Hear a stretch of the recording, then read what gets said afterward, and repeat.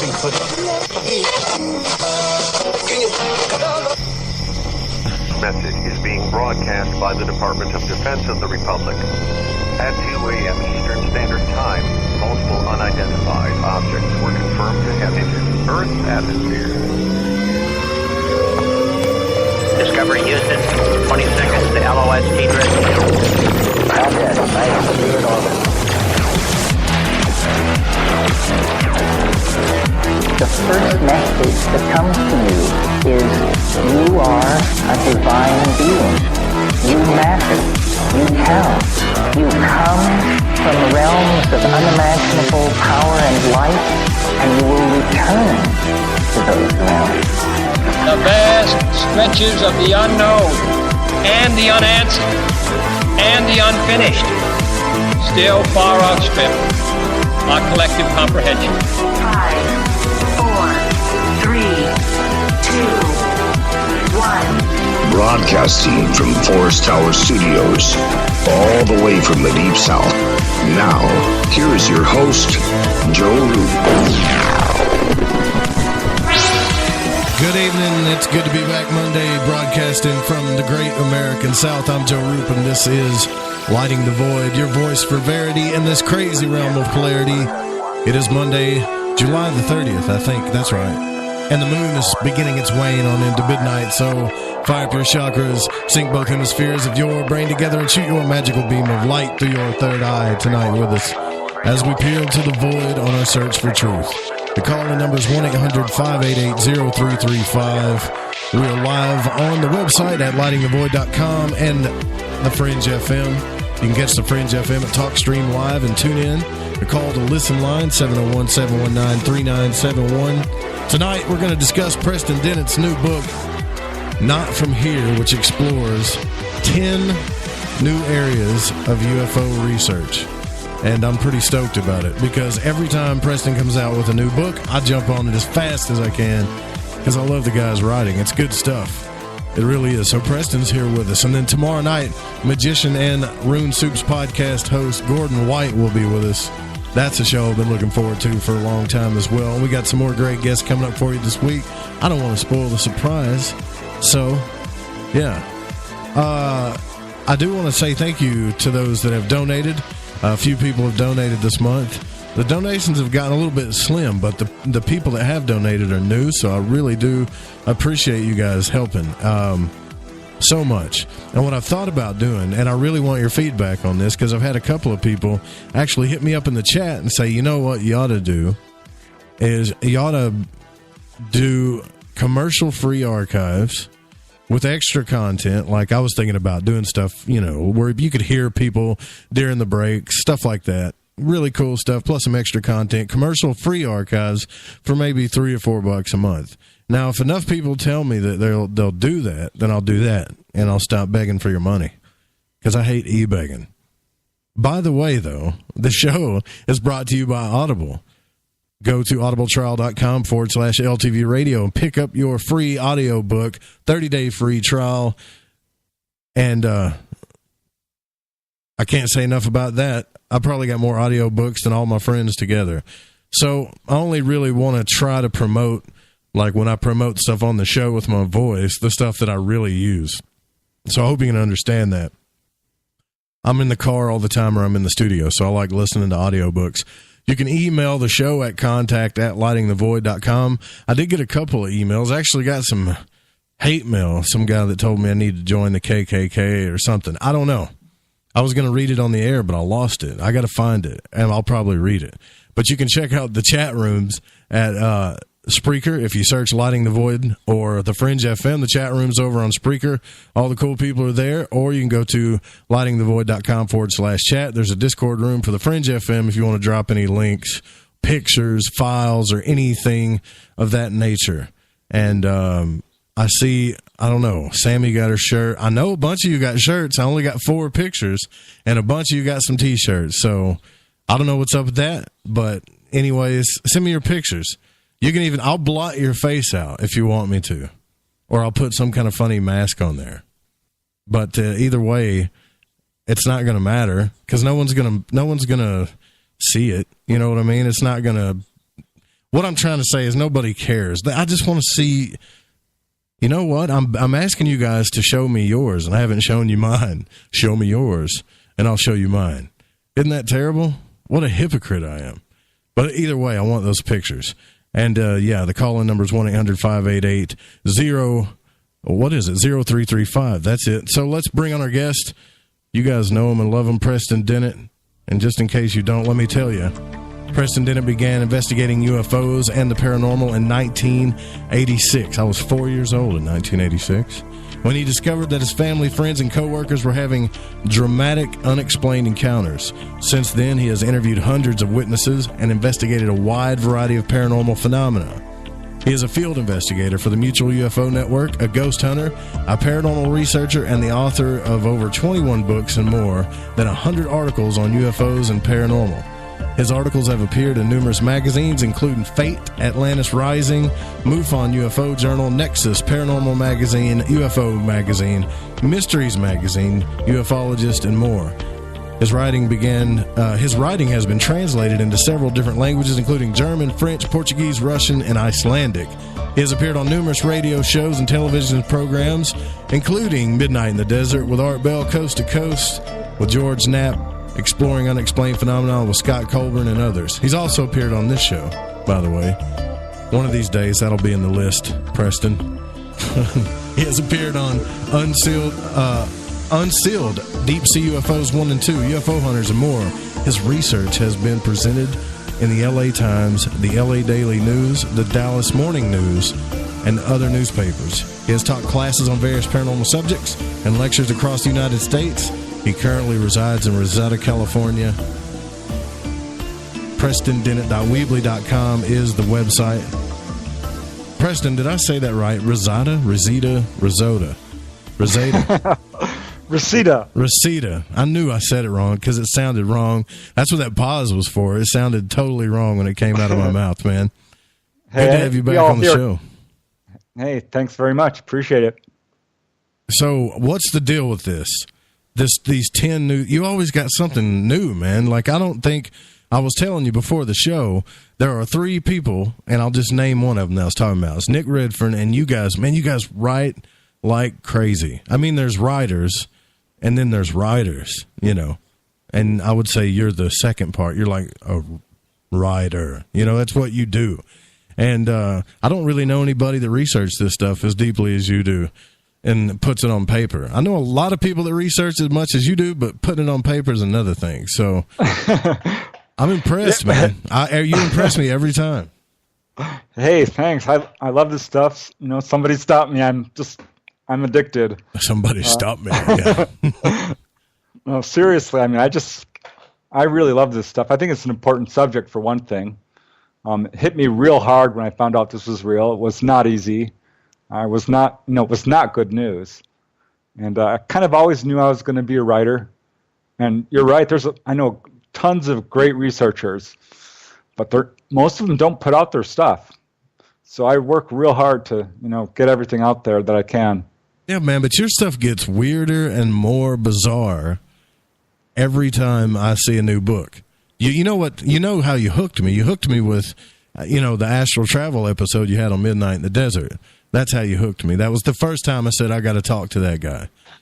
And then every book that we've talked about, whether it's been, anything about the UFO phenomenon or undersea UFOs, it's just been crazier and crazier. And when I see these titles, I got to tell you, when I see them, I'm like, this can't be true, right? This stuff can't be true. And then after we talk, then I'm just sitting here with my mouth open going, okay, what's going on here?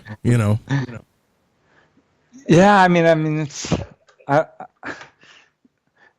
don't think the phenomena has changed. It's just, there's kind of a censoring in the mainstream media, and getting this kind of information out is not easy. The UFO phenomena, I think, is a lot stranger than people realize. It's not just abductions by grays and things like this. It's very expansive. There's layers and layers of it. It's connected to various aspects of the paranormal.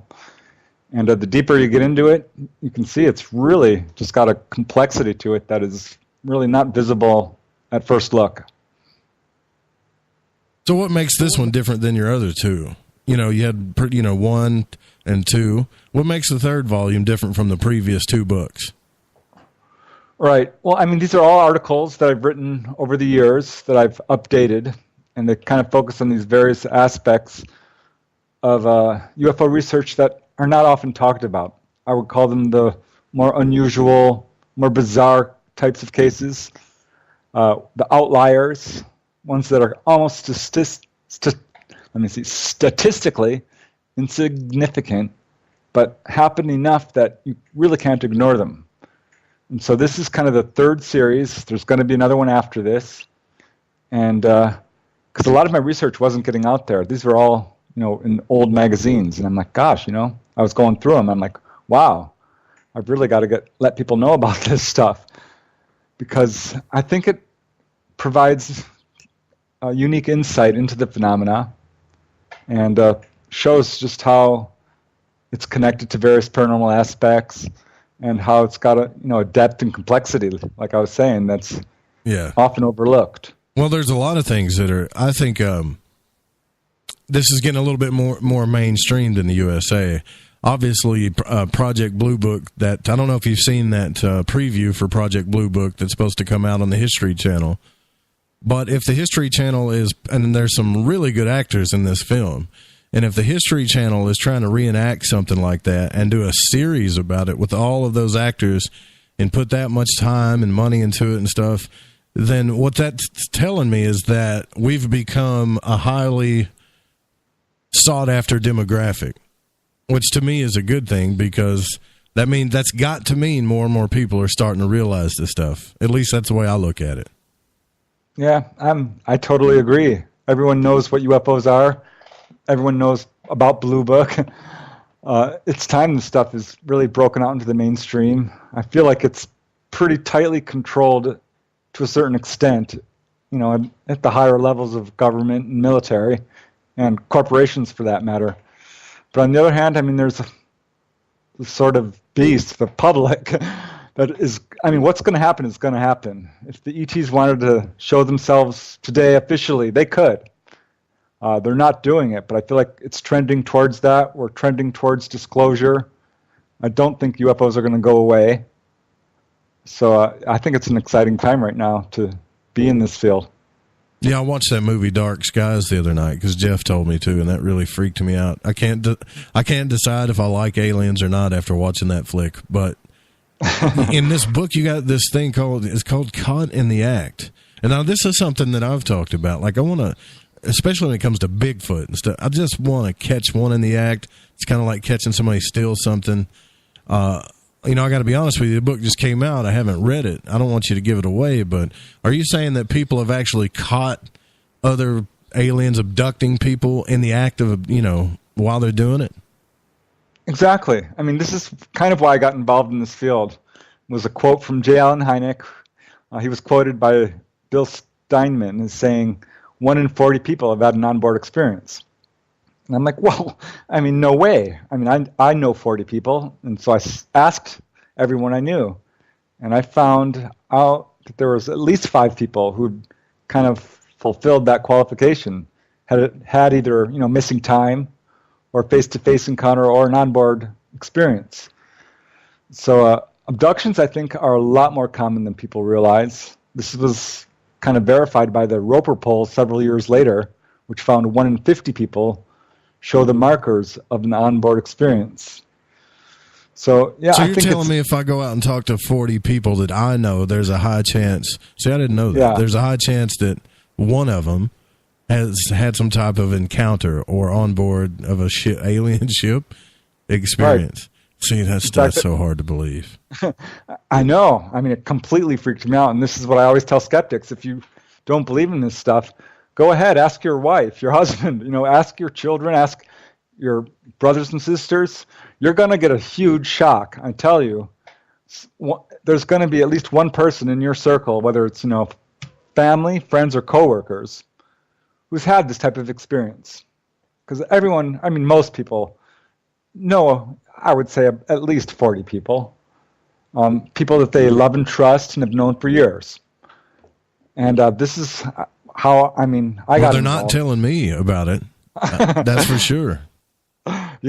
Yeah, I mean, they were not happy when I was asking them, and I was really upset. I felt scandalized to find out, my brother, my sister-in-law, my other sister-in-law, a good friend, another family friend, 2 people at work. I'm like, what the hell? I mean, you guys were basically lying to me. And they're like, no, I mean, if we had talked about it, you would have ridiculed us. And they were right. I was very skeptical. But my point is, a lot of people are having this experience, and yet there are almost no cases of observed abductions, right? Yeah. So we're talking like millions of people are having this experience, and yet really? nobody's seen it happen. So what's going on here? Well, I surveyed the literature, and I found 15 cases where there were observed abductions. People saw these abductions either as they were happening in the beginning or towards the end, or both in a few cases. So it does happen. Obviously, So you write down what they told you verbatim in the book?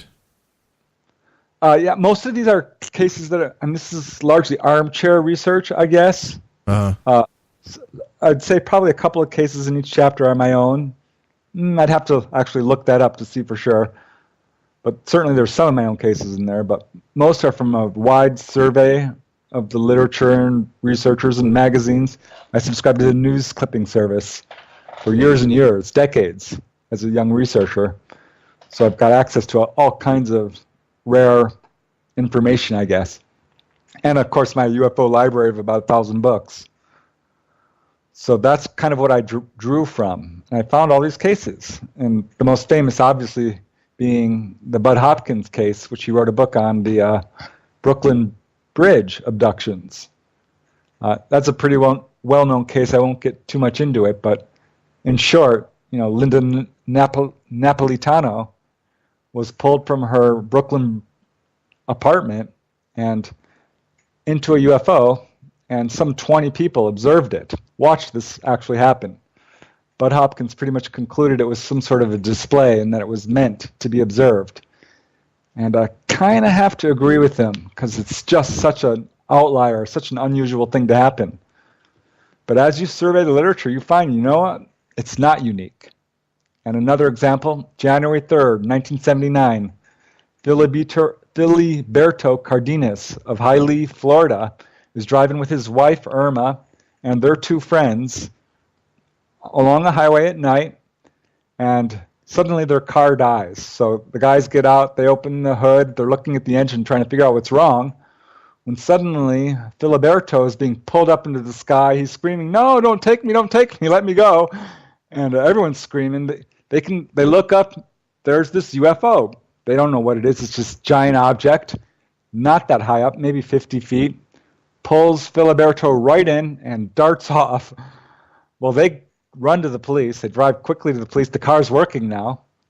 They go to the police and they're like, well, a UFO took our Filiberto. And finally they find this guy several miles away. It was like 5 miles away in a field. And he says, yeah, I don't really remember much. He later went under hypnosis.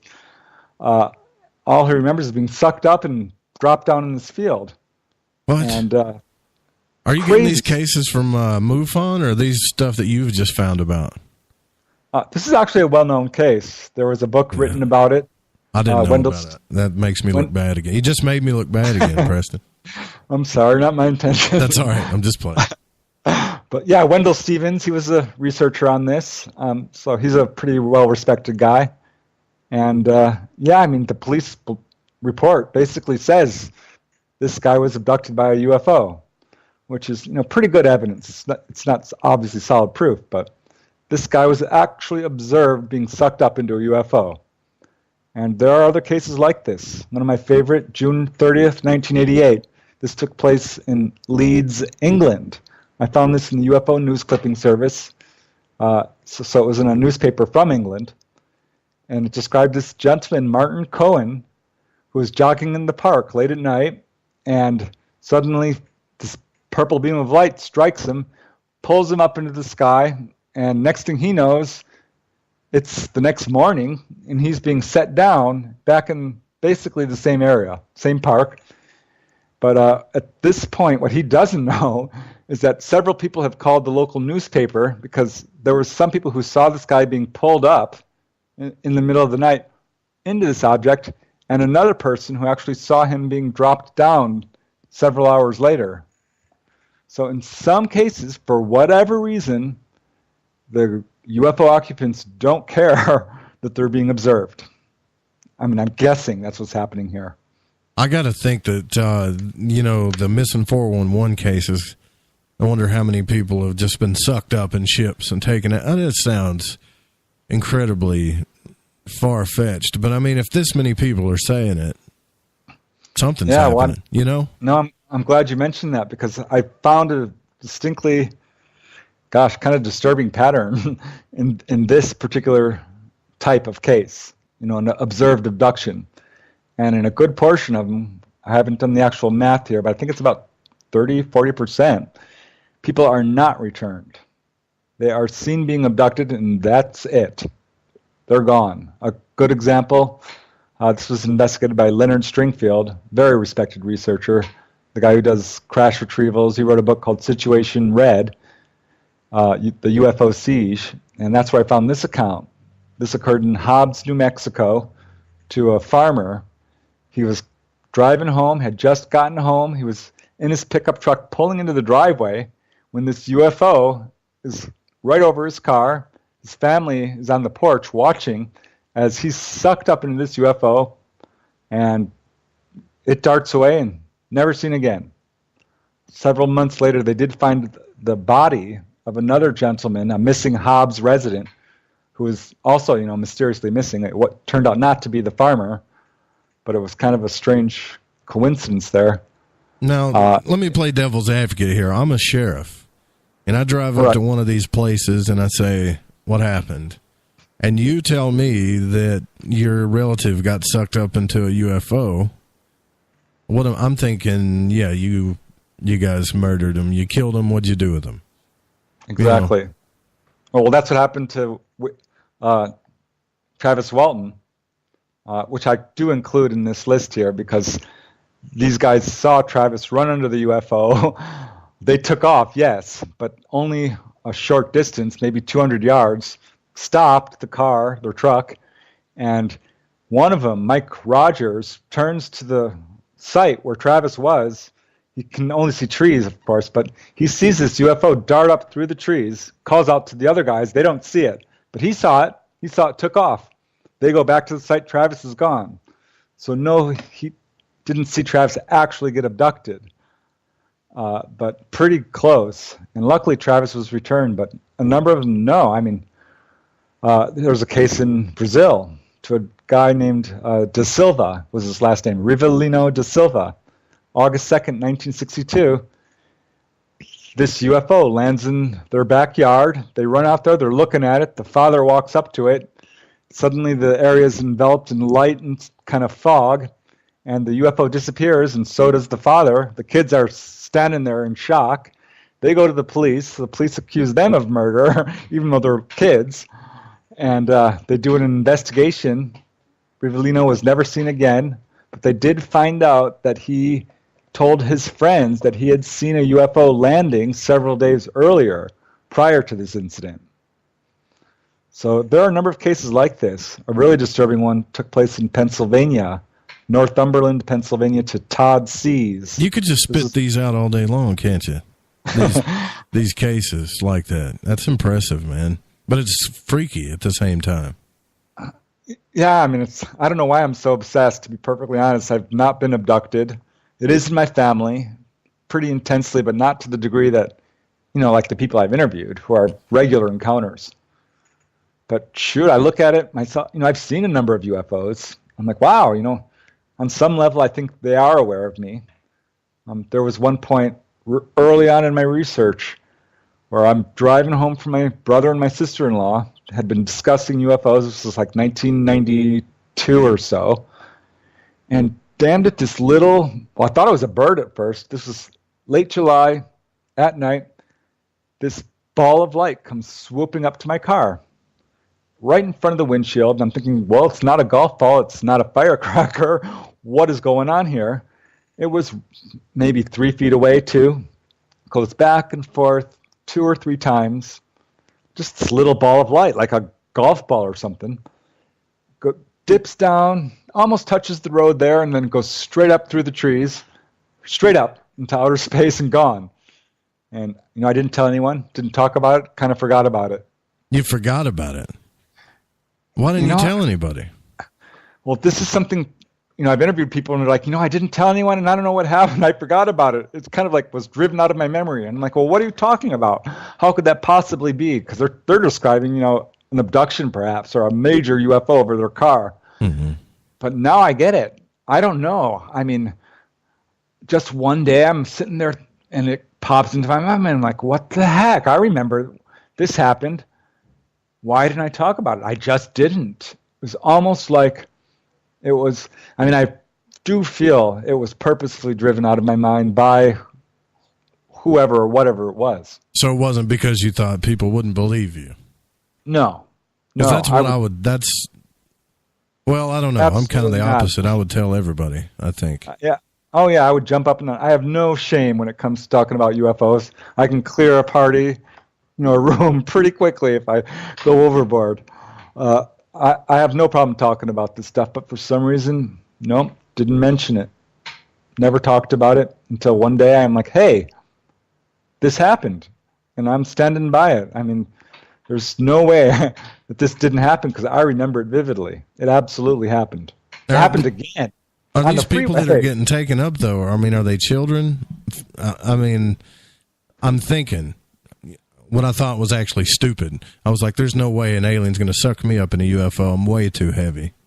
But then that got me thinking about children. Is there a certain type, and I hope it's not children, but is there a certain type of individual, male, female, age group, or anything like that you see a pattern in, since you've done so many studies, that gets abducted or taken? Well, I looked into it. Let me tell you, I'm like, what the, there's got to be a pattern because I don't see one. It was evenly divided between men and women. It was no bearing on, that I could find, on race, religion, education, political affiliation, anything like this. I did find a few loose patterns, and it's nothing I would like to bet on, but one was people who live in a flap area or a area of high activity, like, say, upstate New York or Gulf Breeze or Santa Monica Mountains, the Topanga Canyon area. That does increase your chances of having an abduction. If it runs in your family, that's also a real marker. The one real pattern I did find was occupation, which I found really interesting, actually. People whose job takes them outside a lot, particularly at night. That would be truck drivers, police officers, park rangers, people who are outside. But other than that, and this is a pattern I kind of noticed when I did a study on UFO healings. Like, who is being healed and why? Who's having extensive encounters? Because most people who have repeated abductions or contact have a healing event. And I'm like, okay, here's a pattern I definitely see, and it keeps exerting itself. I've seen it over and over again.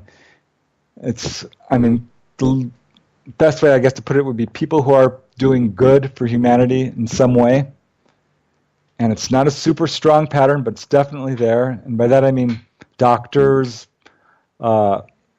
social rights activists, human rights activists, environmentalists, inventors, writers, teachers. I always ask people, what do you do for a living? And this turns up quite a bit. Almost seems like it's a big science experiment. My guess is, musicians, they're contacting people. The ETs are contacting people who are the influencers of society, people who have an effect on society and perhaps more than the average person. But I don't know. It's a loose pattern. It's not always there. A lot of people who have contact are people who have a brother who's an abductee or who go out with their friend who's an abductee. That was definitely something I noticed. If you know someone who's having these experiences. Right. And well, I'm going to say about a third of the people, no affiliation with UFOs before or since. That's incredible. No history of it in their family. Nothing. Just in the wrong place at the wrong time. Well, if one in four... Go ahead, sorry. Or the right place. I mean, depending on how you look at it. Right. Well, if 1 in 40 people have been taken or have witnessed actually somebody being abducted, I'd like to hear from you. I'm sure Preston would too. Call number 1-800-588-0335. We'll be right back with Preston Dennett. Don't go anywhere.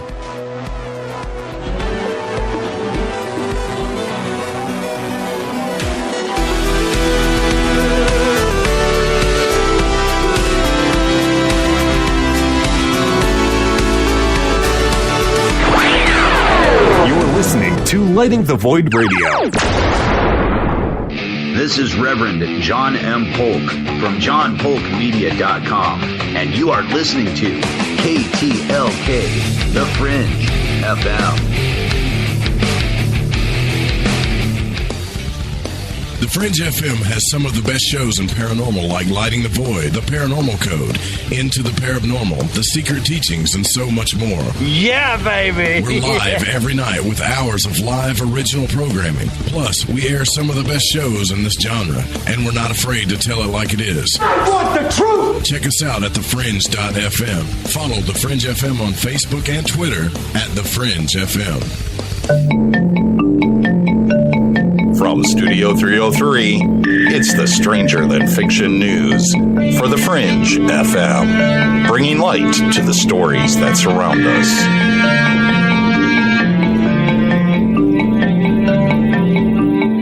A pathogen that resists almost all kinds of drugs developed to treat or kill is moving rapidly across the world, and public health experts are stymied on how to stop it. By now, that's a familiar scenario, the central narrative of emergence of the antibiotic resistance bacteria.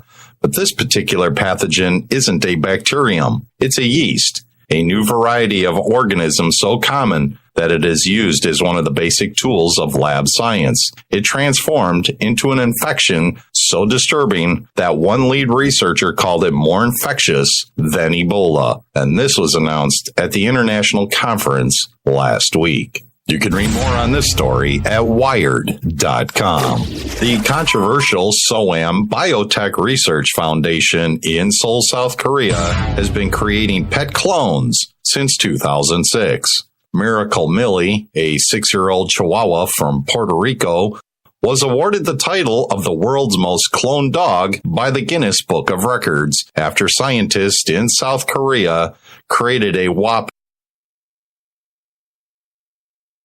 of her. You can read more on this story at OddityCentral.com. NASA is preparing to send a probe closer to the sun than any other spacecraft has ventured, enduring wicked heat while zooming through the solar corona to study its outermost part of the stellar atmosphere that gives rise to solar winds. The Parker Solar Probe, a robotic spacecraft the size of a small car, is slated to launch from Cape Canaveral in Florida with an August 6th targeted as the launch date for the planned 7-year mission. The story was reported by Reuters, and you can read more about it at yahoonews.com. A flying manta ray-like creature was spotted in Spain. A man in Almeria, southern Spain, says he saw a flying creature that he wasn't able to identify. The 68-year-old man, who provided his full name but asked to remain anonymous, told Cryptozoology News on Friday that he was driving home when the event took place at 12 p.m. back on June 27th. It was just about 5 seconds. It flew from my left, straight across the road, and over the top of the car lights. It was about 5 meters off the floor and flying in a straight line, he said. The eyewitness says the being was about 5 meters long, which is about 8 feet, and appeared to be black. The wings were as long as the body, and it ran from the neck to the end and was tapered, like bat wings in a way, but more manta ray in the style of the flapping, he explained. You can read more on this story at cryptozoologynews.com. And a dogman encounter reported in Arkansas. A woman in Sullivan County says she saw a bipedal creature with a wolf head. The 30-year-old dental worker, who provided a full name and contact information and specific location of the sighting, but asked to remain anonymous, told Cryptozoology News she encountered the unusual being back on June 15th. Quote, I was driving home and had to stop and pull over to make a call, she said, about the daylight encounter. Quote, I was talking on the phone when it seemed something dark was moving in the woods in the corner of my eye to my right. The woman says she had to look at the creature a few times because it didn't move at first. I couldn't tell until it moved. It moved stealthily on 2 feet right by the edge of the woods. I think it was trying to cross the road but stopped when it saw me. She described it as dark brown and gray wolf-like creature with a few bear features. It was aged a bit and it seemed to know its surroundings, kind of bear to wolf-like, but standing up walking, but did not seem afraid. It just moved away slowly. It was wanting something or searching. I think my vehicle must have spooked it because it seemed like it wanted to cross the road, but it couldn't. It was very creepy. So I just pulled back onto the highway and left and kept driving until I got myself under control, she said. This, too, was reported at cryptozoologynews.com. And if you're having a hard time believing in cryptids, the undiscovered creatures of this planet, well, here's a story that's interesting. A scary new venomous snake was discovered. Scientists searching for sea snakes never expected to stumble across this find. In a chance discovery, a team of biologists were returning from a sea snake research mission in Queensland, Australia, when they found a new venomous species. The team, led by University of Queensland's Associate Professor Brian Fry, uncovered a new species of bandy snake on a town on the west coast of the Cape York Peninsula in the far northeast of Australia. You can read more on this new discovery at foxnews.com. And that brings us nicely into this week's fun fact. Hunting unicorns is actually legal in the state of Michigan. And that wraps it up for another edition of the Stranger Than Fiction News right here on The Fringe FM. And remember, you can save a life. Don't drive and text.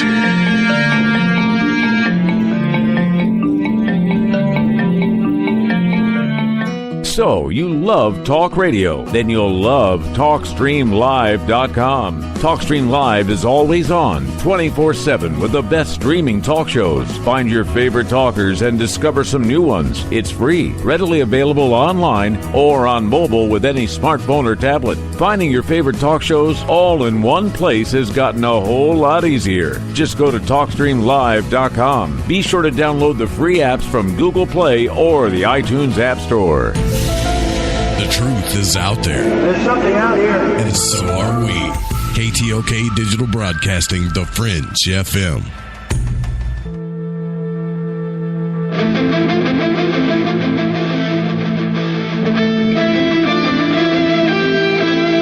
All right, I don't know if anybody caught that or not, but I apologize.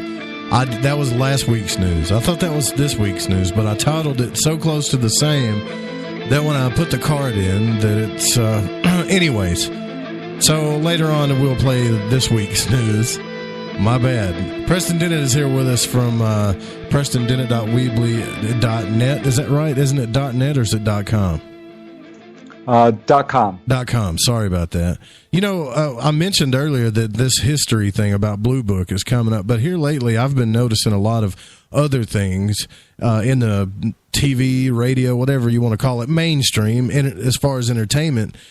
I didn't even know in 2009, which is another thing. Like, you guys know that I'm not a adept when it comes to UFOs and alien stuff, so all this is in development for me as well. But when I saw that movie, Race to Witch Mountain, they had Whitley Strieber on there, and it's almost like, hey, we're going to make this movie about UFOs and aliens and stuff, and then we're going to put Whitley Strieber in it just to show his face and say hi, and he did really good in the movie. But it's almost like Hollywood is letting us know that they think something's going on too, right? Like it's like the writers, directors, whatever you want to call it, are letting us know, hey, we know this stuff's going on too. let's do this stuff in movies, flicks, whatever you want to call it, shows that are coming on the History Channel. All these new Netflix shows that are out are totally around sci-fi and aliens, like all of them pretty much. It's either aliens or consciousness or something. So how come if it's all in Hollywood, why are people still afraid to go out and tell their coworkers and things of that nature, like, hey, I saw a UFO? Because I know I've had to beat it out of people before, Preston, pretty much. Yeah, I mean, it's gotten a lot better. When I first started, it was much worse. Whenever I would go on a radio show or a TV show, there'd be someone there to basically attack your character because you're investigating this stuff. It wasn't like seriously debating it. And getting people to use their name or remain anonymous, well, pretty much everyone wanted to be anonymous. Now, these days, most people, I'm going to say half maybe, will allow me to use their real name. And it's a lot easier than it used to be. There's still a ridicule factor for sure, particularly if you've been abducted or taken on board or seen these guys face to face. It's a lot to swallow for some people. Have you seen Extinction yet on Netflix, or Extinction on Netflix yet? No. Oh man, it puts I don't want to give this away, but it puts aliens, artificial intelligence, transhumanism, everything we talk about into one movie, and it's such a mind twist too.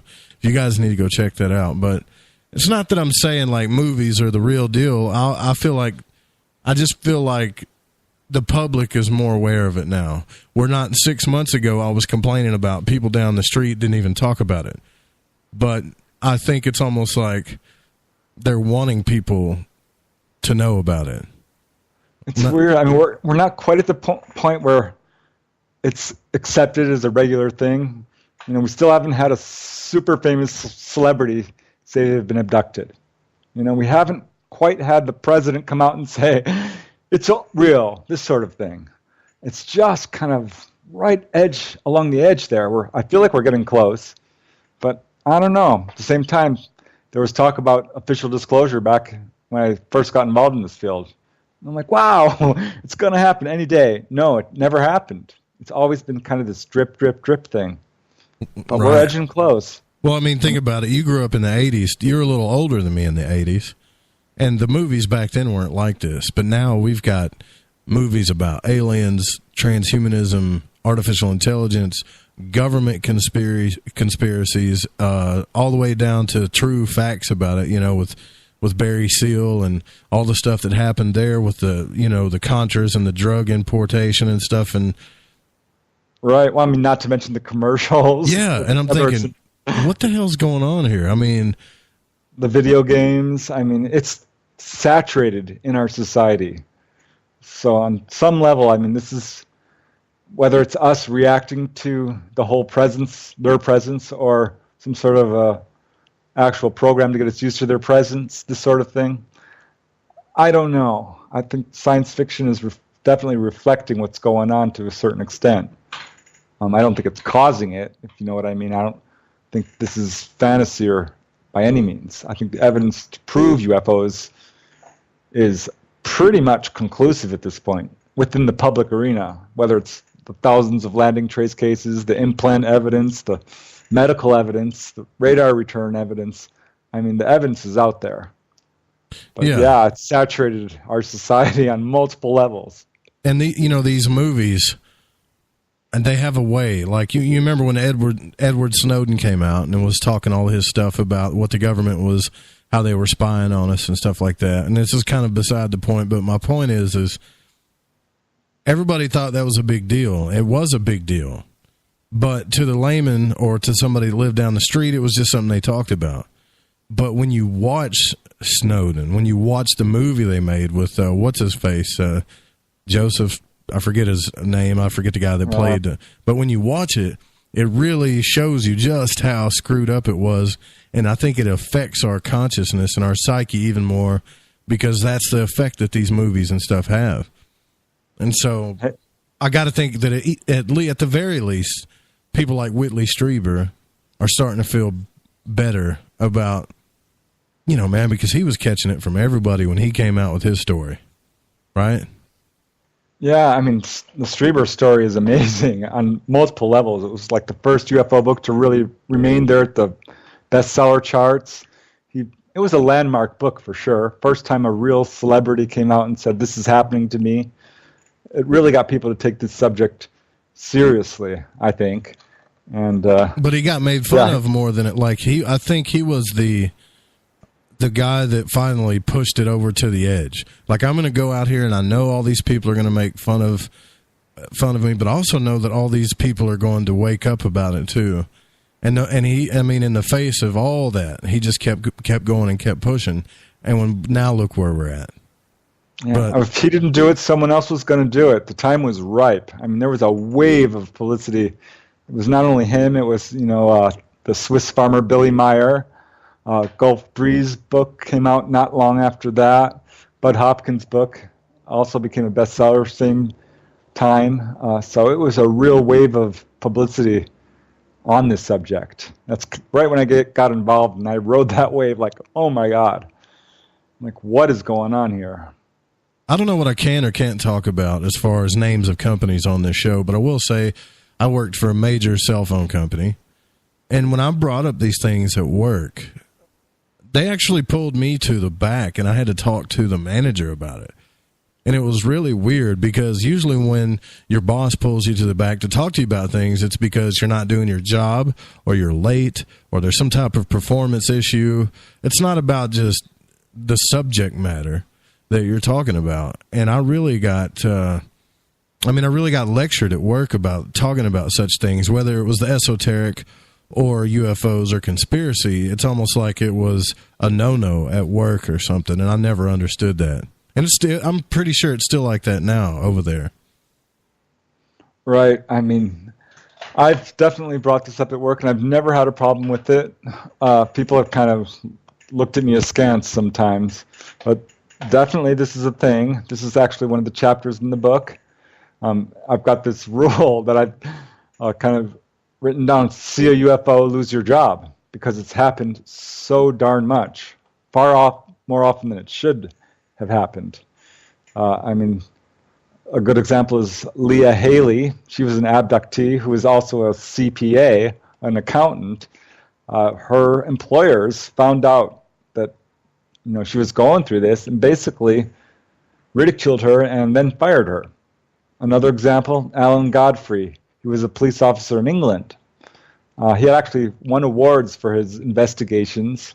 A career officer who sees this UFO and didn't realize it at the time, but actually experienced an abduction. It was this very close-up sighting, an onboard experience. He goes back to the station and reports it, saw a UFO. Well, it turns out a bunch of people in the area had seen the UFO at the same time. Despite this, his fellow officers ridiculed him pretty mercilessly until there was another major sighting a few days later. His fellow officers shut up, but his superiors started to get angry because with this additional sighting, there was more corroboration, more verification, and Alan Godfrey's sighting started to get really talked about. It got a lot of media attention. And this is when his superiors basically really started to pressure him to resign. He refused. They actually asked him finally, "We think you should resign because this is creating too much bad attention." He refused, and so what did they do? They took away his police car, gave him a bicycle. Now, what? That's so damn humiliating. I mean, there's nothing right with that. And this is a real problem with other police officers. This is something that's happened to a number of police officers. I've got a number of cases involving people whose job it is to go out there and look for something unusual, and should they report it? Well, guess what? You're going to lose your job or be demoted or be passed over for promotion. Case after case of this. With Alan Godfrey, he finally just quit. He couldn't take it anymore. But there was another case, very well known. An officer, Dale Spar and William Neff, on April 17, 1966, saw this UFO in Portage County, Ohio, and chased this thing all the way across Ohio and into the next state. Very famous case, very well known. But as a result of this, even though someone photographed this object, even though 6 or 7 police stations saw this thing, several other officers also chased it. These 2 guys were kind of the focus of all the ridicule and the pressure. And one guy ended up, leaving his wife, selling his house, quitting his job, and he works now as a painter. And the other guy just finally resigned. He says, they never said flat out, I should, but there was pressure. He said you could feel it. Oh, man. And case after case of this. There's nothing worse than being a painter. Trust me, that's when I saw my UFO. The one time I saw something. When you're a painter, you don't feel good about yourself. Trust me. Yeah, it's tough. Jeff Greenhaw was the actual, sheriff of his town. He's called out to a UFO sighting. Someone else had seen it. And he photographs this ET. I still think it's one of the best photographs out there. You can see this on the internet. Jeff Greenhaw saw this 6-7 foot tall figure encased in this kind of foil suit, a silver suit. And it was running along 30, 40 miles an hour in front of his car, and he snapped 3 or 4 Polaroid photos of it.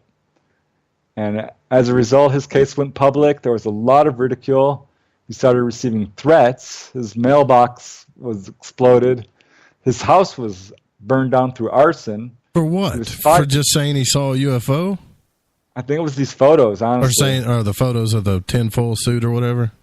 Right. That's kind of what propelled his case into, got it a lot more attention than was good for this poor guy. I don't know what finally happened to him, but his wife divorced him and he lost his job. Now, you keep bringing up the 60s. What about today, like the 2000s? Is there anything like that going on now? I couldn't find anything that's super recent.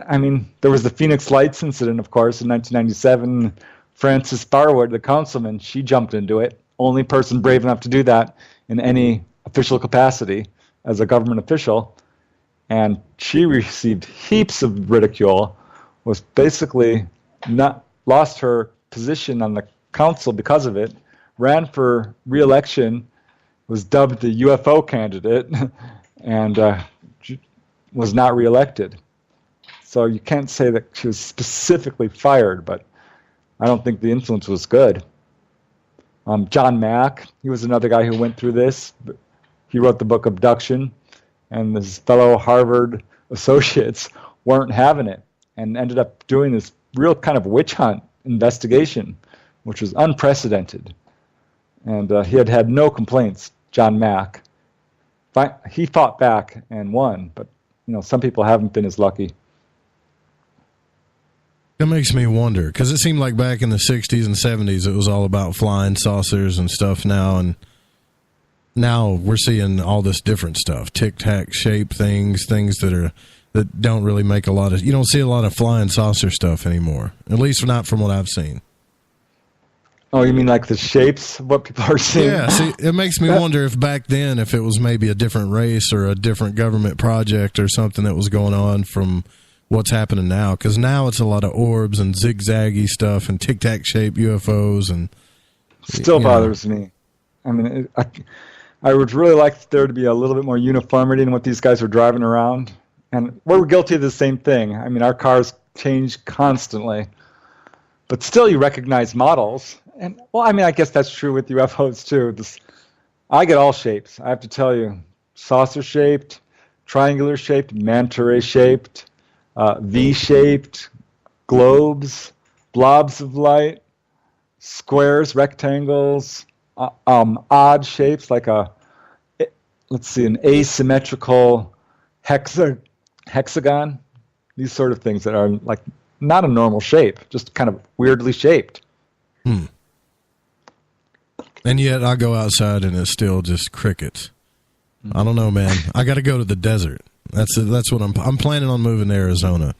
What is the one thing that you find that people have the most astounding, I would say, piece of evidence that something's happened?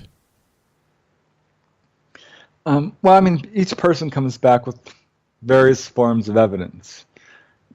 I haven't personally had a whole lot of what I would call smoking gun cases, where someone's got something that geez, you can't explain this. Every now and then it does happen. I mean, I have one case which occurred recently to a lady and her teenage son. They live in the Midwest. They contacted me because they went to the dentist. And lo and behold, on the kid's dental x-ray, he's like 17, there's this thing under his molar. It looks like a giant BB. It's bigger than a BB, but this metallic ball. And the dentist is like, geez, what is this? Did you shoot yourself in the face? There's no entry wound. You know, he's like, no, of course not. And the mother's like, no, he did not, obviously. And there's no entry wound. And this thing is under the tooth. And they went through, the whole search to try and find what this could possibly be, and ended up contacting me. I'm interviewing them saying, well, I mean, do you have any UFO history? And they're denying it. They're like, the wife's like, well, I had a UFO dream once, and it had some interesting elements, but it wasn't enough for me to say, wow, this is in your history. And she was adopted. They didn't have a whole lot of family history they could point to. Finally, the kid admits he saw a UFO. And I'm like, all right. And how close was it? He didn't want to talk to me. He was pretty shook up. It turned out it was pretty close. And this thing appeared right after he saw this UFO. And it turns out the kid has an obsession with Nordic aliens. He's very into this subject, but doesn't like to talk about it.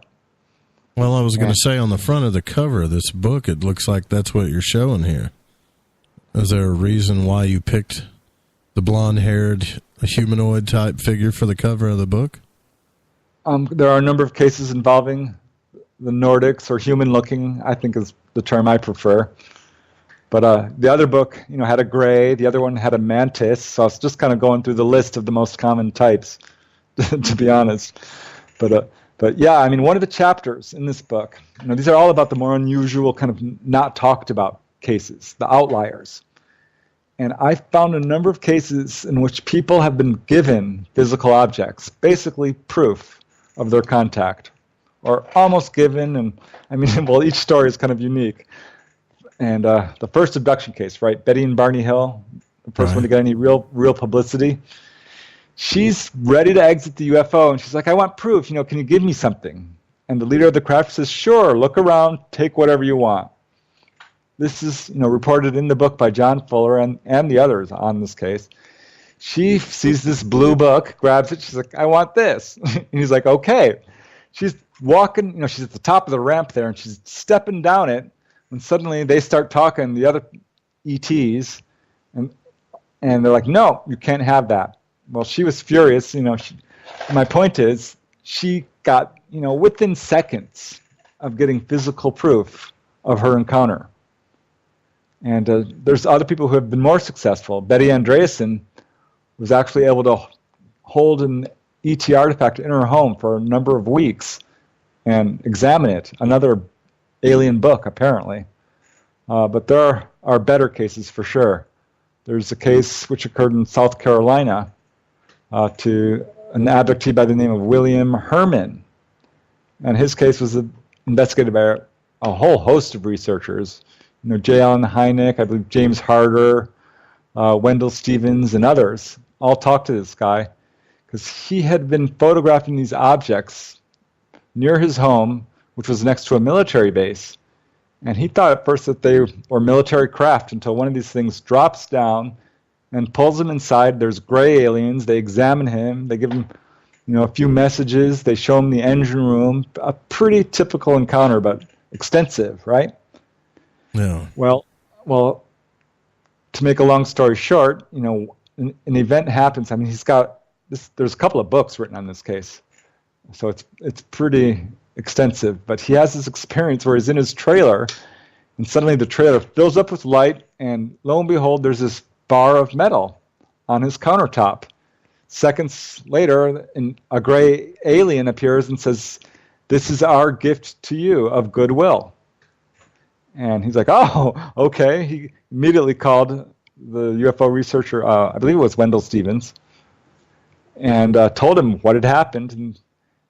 And they took this bar of metal and had it examined. And it turned out to be normal, as far as they could tell, normal terrestrial lead. This bar of lead It had little stars kind of engraved into it. The word man was on there. What looked like planets kind of arranged in a solar system type pattern. But normal metal. Now, that's crazy. Strange. I know, it's weird, right? But there's another case just like it. Literally exactly like that. Very few people know about it. It was investigated by Constance Clear, a Midwest researcher. Another guy was having abductions by gray-type aliens. Very unpleasant, painful examinations. Didn't remember any of it except through hypnosis. And under hypnosis, he recalls this incident where he's taken on board, and there's this gray-type ET, and she says, we'd like to give you this bar of metal as a gift. And if we decide to give it to you, you will find it in, somewhere near you at some point in the future. He's like, oh, okay. And wakes up one morning, and there it is, right on his in his bedroom, on his dresser. He's looking at it, recognizes it immediately. Well, by coincidence, he's going to meet the researcher, Constance Clear, that day to have a hypnosis session. So he grabs his papers, grabs the bar of metal, and is off to see her. And guess what? He's pulled over by the men in black. And they basically, pull him off the road, take his stuff, threaten him, take the, alien gift, as he called it, and told him never to talk about his experiences or that it would be dangerous for his health. Typical Men in Black encounter. And there's, do you believe every one of these stories, just out of curiosity? No, I'm not going to say every one. I mean, there was a chapter I wrote about, is Jesus an alien? And no, on that one, there's a number of cases I just cannot. I mean, but in the interest of being an objective researcher, I'm going to present this stuff. Sure. Because it's not my decision to say, this is not real or not. I vet it to a certain degree. But, this is a weird phenomenon. It's really hard to determine what's real and what's not. But by and large, the cases I'm putting in this book, have been presented by major researchers. Right. Well, you write about it so much. I just was curious as to how you felt about each case, because there's a ton of material in here. We'll be right back, guys, with Preston Dennett, Not From Here, Volume 3. You guys don't go anywhere. Stick around.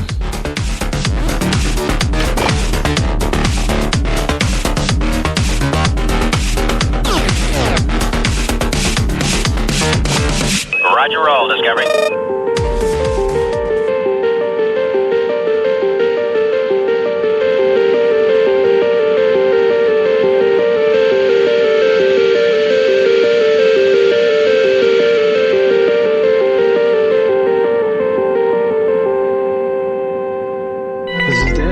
Spiritual Warrior Today Radio with the segment for the Fringe FM. You've heard of MK Ultra, but have you ever heard of MK Naomi? MK Naomi was the code name for a joint Department of Defense CIA research program lasting from the 1950s through the 1970s. Unclassified information about the MK Naomi program and the related Special Operations Division is scarce. It is generally reported to be a successor to the MK Ultra project and to have focused on biological projects, including biological warfare agents, specifically to store materials that could either incapacitate or kill a test subject and to develop devices for the diffusion of such material. During the first 20 years of its establishment, the CIA engaged in various projects designed to increase U.S. biological and chemical warfare capabilities. Project Naomi was initiated to provide the CIA with the covert support base to meet its top-secret operational requirement. The purpose was to establish a robust arsenal with the CIA's Technical Services Division, TSD, of various lethal and incapacitating materials. This would enable the TSD to serve as a highly maintained center for the circulation of biological and chemical materials. Surveillance, testing, upgrading, and the evaluation of special materials and items were also provided by MK Naomi so as to ensure that no defects of unwanted contingencies emerged during operational conditions. For these purposes, the U.S. Army Special Operations Command, SOC, was assigned to assist assist the CIA in the development, testing, and maintenance procedures for biological agents and delivery system. 1952. Both the CIA and the SOC also modified guns that fired special darts coated with biological agents and various poisonous pills. The darts would incapacitate guard dogs, infiltrate the area that the dogs were guarding, and then awaken the dogs upon exiting the facility. In addition, the SOC was designated to research the potentials for using biological agents against other animals and crops. A 1967 CIA memo, which was uncovered by the Church Committee, was evidence of at least 3 covert techniques for attacking and poisoning crops that had been examined under field conditions on November 25, 1969. President Richard Nixon abolished any military practice involving biological weapons, and Project MK Naomi was dissolved. On February 14, 1970, a presidential order was given to outlaw all stockpiles of bacterial weapons and non-living toxins. However, despite this presidential order, the CIA scientists were able to acquire an estimated 11 grams of deadly shellfish toxin from the SOC personnel at Fort Detrick. The toxin was then stored in a CIA laboratory where it remained undetected for over 5 years.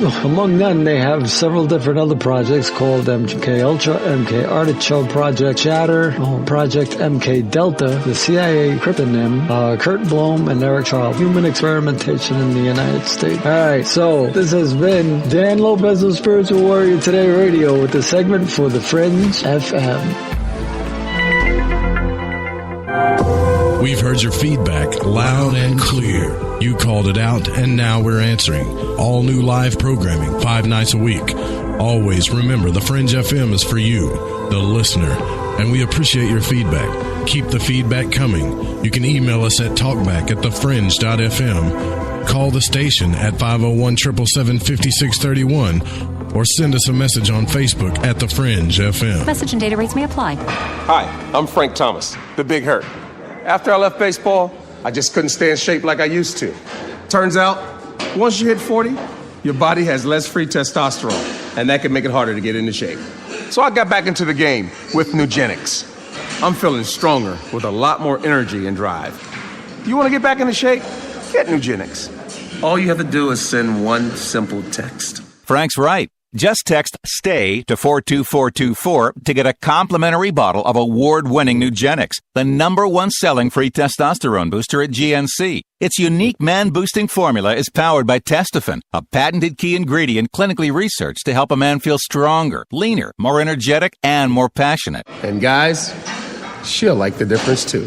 Nugenic samples are not available in stores. To get your complimentary bottle, text STAY to 42424. That's STAY to 42424. Who were the real ancient Egyptians? What is it about ancient Egypt that captivates us all? The critically acclaimed series Magical Egypt is back with all new episodes. Let Chance Gardner and company take you on another adventure through Magical Egypt in the new series Magical Egypt 2. Magical Egypt 2 attempts a forensic reconstruction of the science of the ancients through a study of ancient aesthetics. Also, the best researchers and authors in the field like John Anthony West, Graham Hancock, Laird Scranton, Robert Duval, Lon Malduquette, Aaron Cheek, and more join together to explore the topics of the esoteric and the hidden messages of the ancient Egyptians. Just go to magicalegypt.com right now and put in the code word FRINGE and get 10% off any download or order, including the groundbreaking original Magical Egypt series, as well as the new episodes in Magical Egypt 2. Also, check out the great work and the companion series at magicalegypt.com. Click the banner on the Fringe FM or go to magicalegypt.com and use the code word FRINGE and get 10% off your order today while it lasts.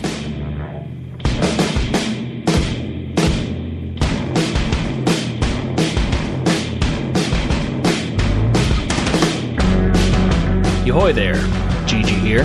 And I'm Cortana, and we're here to take you on a journey through all things paranormal, metaphysical, ufology, and even psychedelic on our show, Shift Happens, live every Friday night from 7 to 9 Pacific, that's 9 to 11 Central, right here on the Fringe FM. And remember, don't feed the Archons, feed ducks instead. Duck up.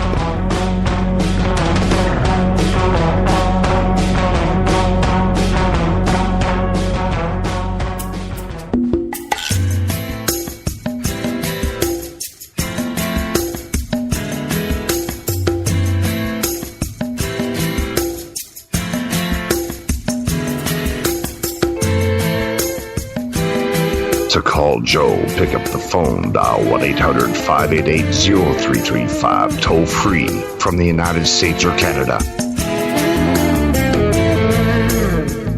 Brian keeps emailing me about that song.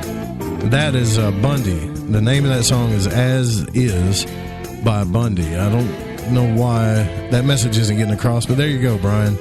We're here with Preston Dennett. His new book is Not From Here, Volume 3.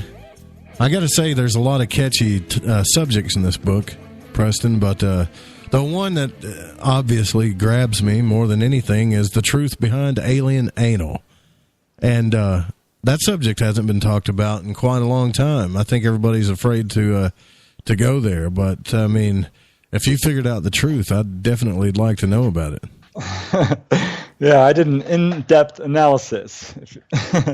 But yeah, most researchers won't touch it with a 10-foot pole. And I don't blame them. It's been the butt of a lot of jokes on the internet.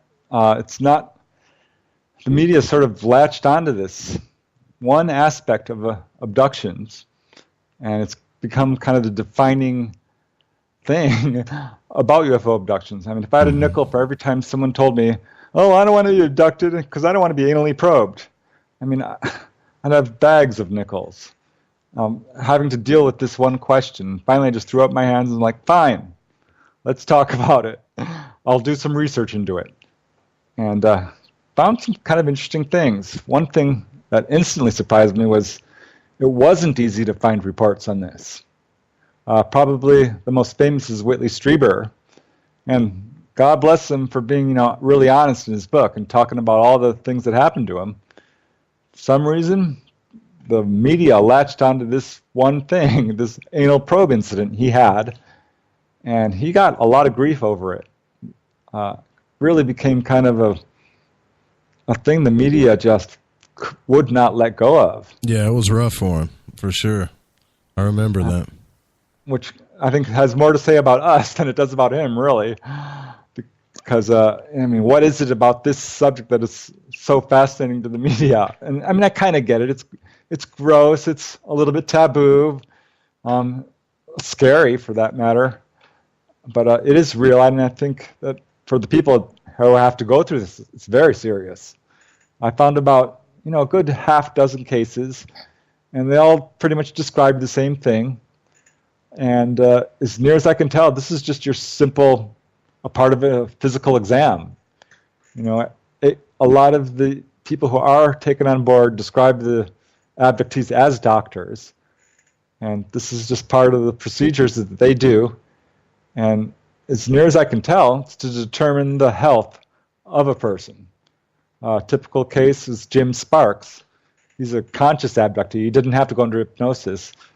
He had this incident happen to him, and he asked him about it. And they're like, well, you're eating too much meat. you need to stop eating meat. It's filled your system with trash, is the words they actually use, trash. And he was a big meat eater, but after this incident, stopped eating meat. A few months later, he had an abduction, same procedure, and anal probing. And he's like, why are you doing this? You already did this. Haven't you found out everything you need? There's nothing good up there. They're like, okay, we just need to find out, if not eating meat has improved your health, and it has. So basically, that's what it comes down to. But what's weird, is how the media has latched onto this. I did a search for this on the internet, and I couldn't believe what I found. There's shirts you can buy. There's pins. There's alien anal probe hot sauce. On the cover is a label with a man. A pantsless man. He's being abducted by greys. There's a video game in Australia that they had to ban because it was called the Alien Anal Probe, and it was just too graphic. The media has no excuse for the way they've treated this subject, and it says more about them, I think, than what people are actually going through. Yeah, it's rough. It's got to be I don't know. Like, you got to, if it's happening to people, ask yourself this: like, if you got abducted by aliens, which to me is highly unlikely, but from your studies, maybe it's not. And that happened, would you? I mean, if it was me, I'd probably tell everybody everything besides that. Right. I'm just saying, like, I wouldn't even bring it up. Yeah, I mean, I couldn't believe it was as popular as it is when I couldn't find that many accounts on it. And I'm wondering if, there's a lot of more accounts out there than people are talking about because of that. And I think you're right. Yeah, I mean, it's just not something people like to report. They sure do seem to like to listen to it or bring it up. It's a joke. I mean, it's become a joke. So the one thing about you got the best titles for some of these chapters, man. At least to get your attention. Can we contact UFOs with a Ouija board? Huh. Yeah. No, I love those cases. There's not a lot of them, maybe a half dozen or so. But I loved it because it's a perfect intersection of UFOs and the paranormal. The Ouija board. Here's a device which is, just a piece of wood. It's been used for hundreds of years by various cultures. And it's basically a controlled haunting. It's a way to have easy access to the paranormal, sort of access to subconscious if you're skeptical, but really I think you're opening a doorway to the astral realms, this sort of thing. And for some reason, in some cases, people have been able to use these things to contact UFOs. A good case, well verified, was from the book Utah UFO Display by Frank Salisbury. Pretty well-respected guy who talked about, this occurred in February 1976 to the McDonald family. They were using a Ouija board when it said that a UFO would appear over the local hospital, the Roosevelt Hospital. And so the next day, the kids are running outside because they live right next to it, and there's this UFO, seen by the whole darn neighborhood. People, all around this entire neighborhood saw this object, its appearance was predicted by a Ouija board. And I found other cases like this, and I don't know quite what to make of them. There's a number of psychics out there who use Ouija boards to talk to spirits, and they say ETs. I don't know. I mean, it's bizarre to say the least, but it's fascinating to me because there's a number of cases where UFOs will appear in conjunction with ghosts or haunting activity, or Bigfoot for that matter.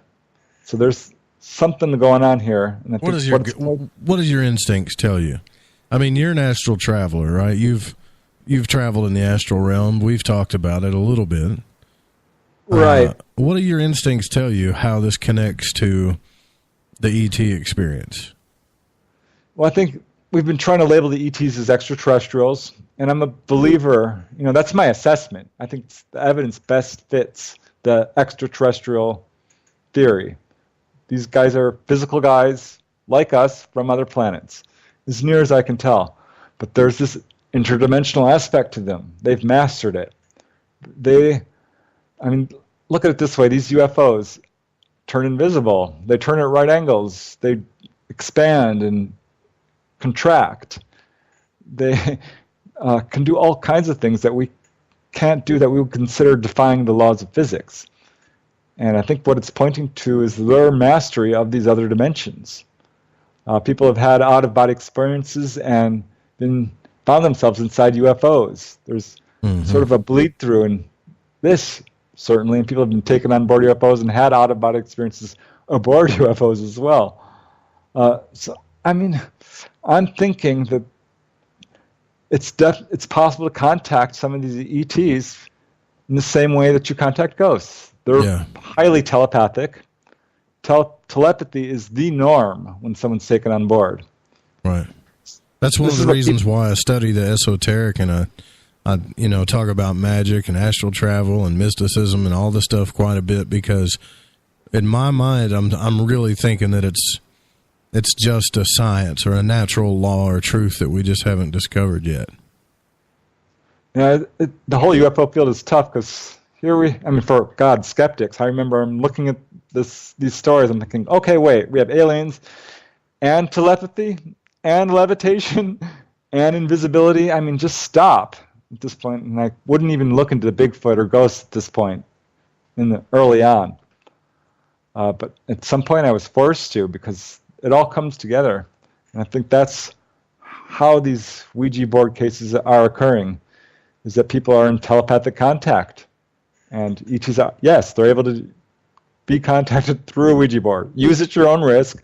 I certainly don't advise it because it can lead to a pretty awful haunting. I've got a number of cases where people have used a Ouija board and really regretted it.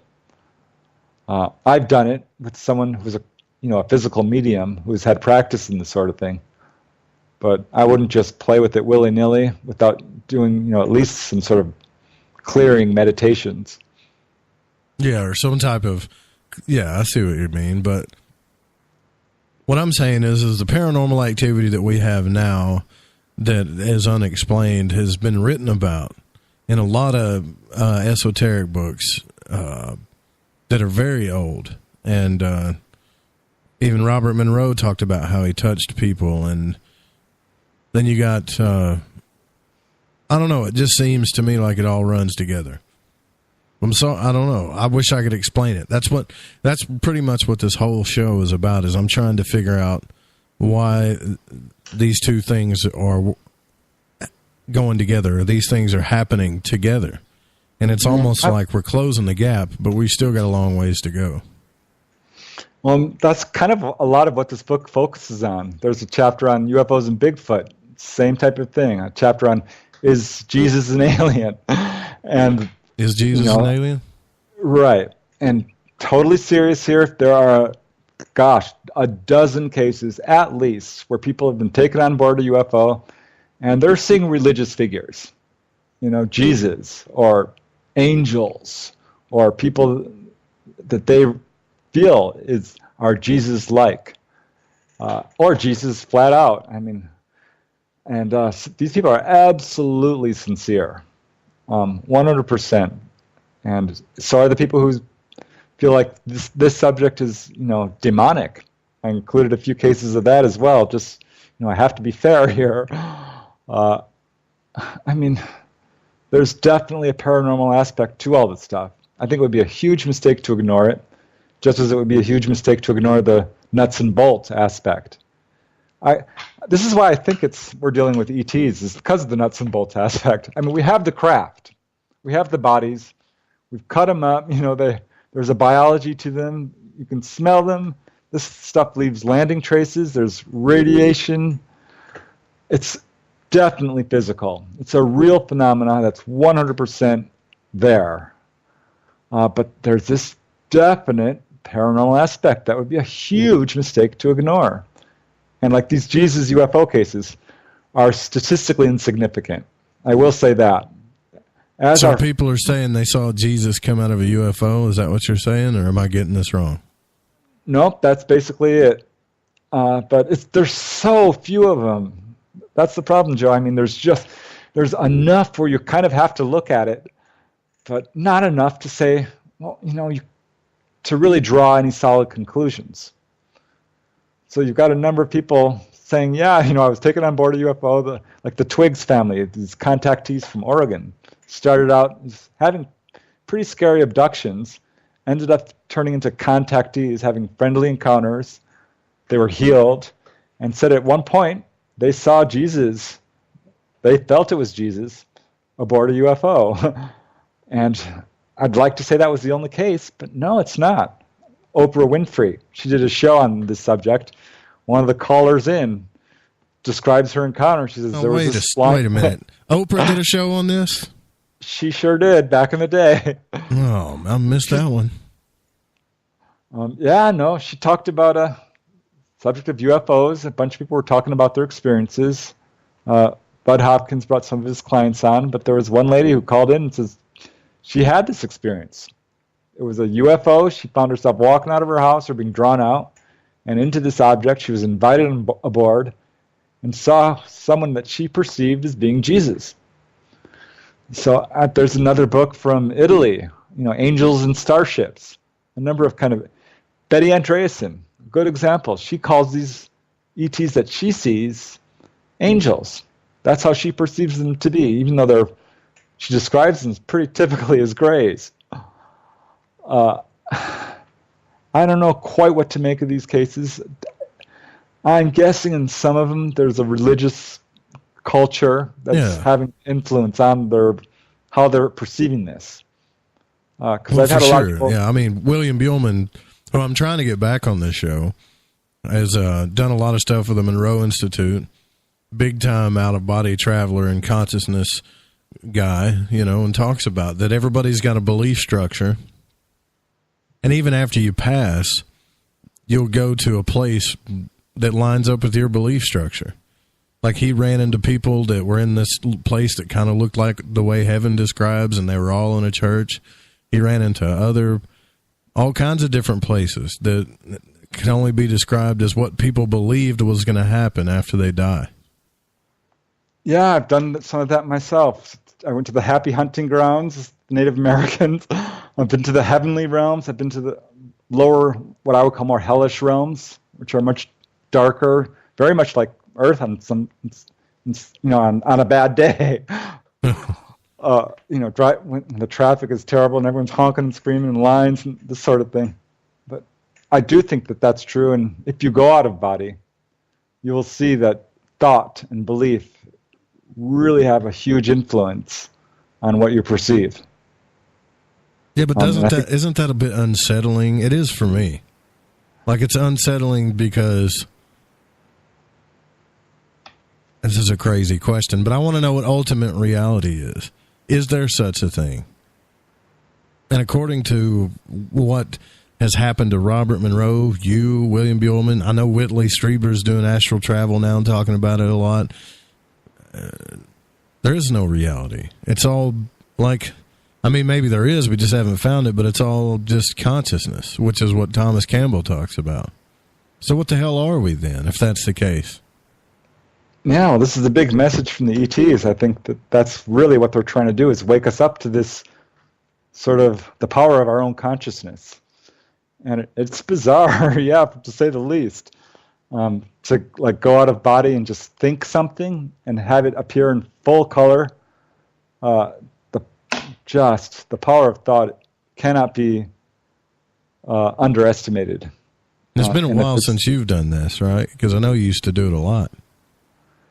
It comes in waves for me. If I want to buckle down, I'll go to bed an hour earlier and I'll read all the books, and you have to really focus on it. It's all about putting your attention towards it.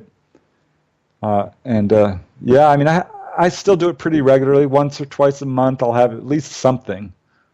And if I buckle down, last year, right after Robin Williams died, for whatever reason, I just had 20 or 30 of them in a row. It was insane. And that wasn't that long ago. But that was the last big wave for me. Seriously, Dennis says maybe the aliens are just curious about the jackasses on the third planet. Maybe we're just a really dumb race that has miraculously survived ourselves. It's a thought. They love us, whatever. It's bizarre to say, because the Greys in particular are still abducting people and examining them and anal probing them and this sort of thing. And they've been doing this for how long now? At least since 1960s, 50s. We've got some cases dating back to the 30s. And what's this obsession with all things Earth, all things human? They're collecting our plants. They're collecting our animals.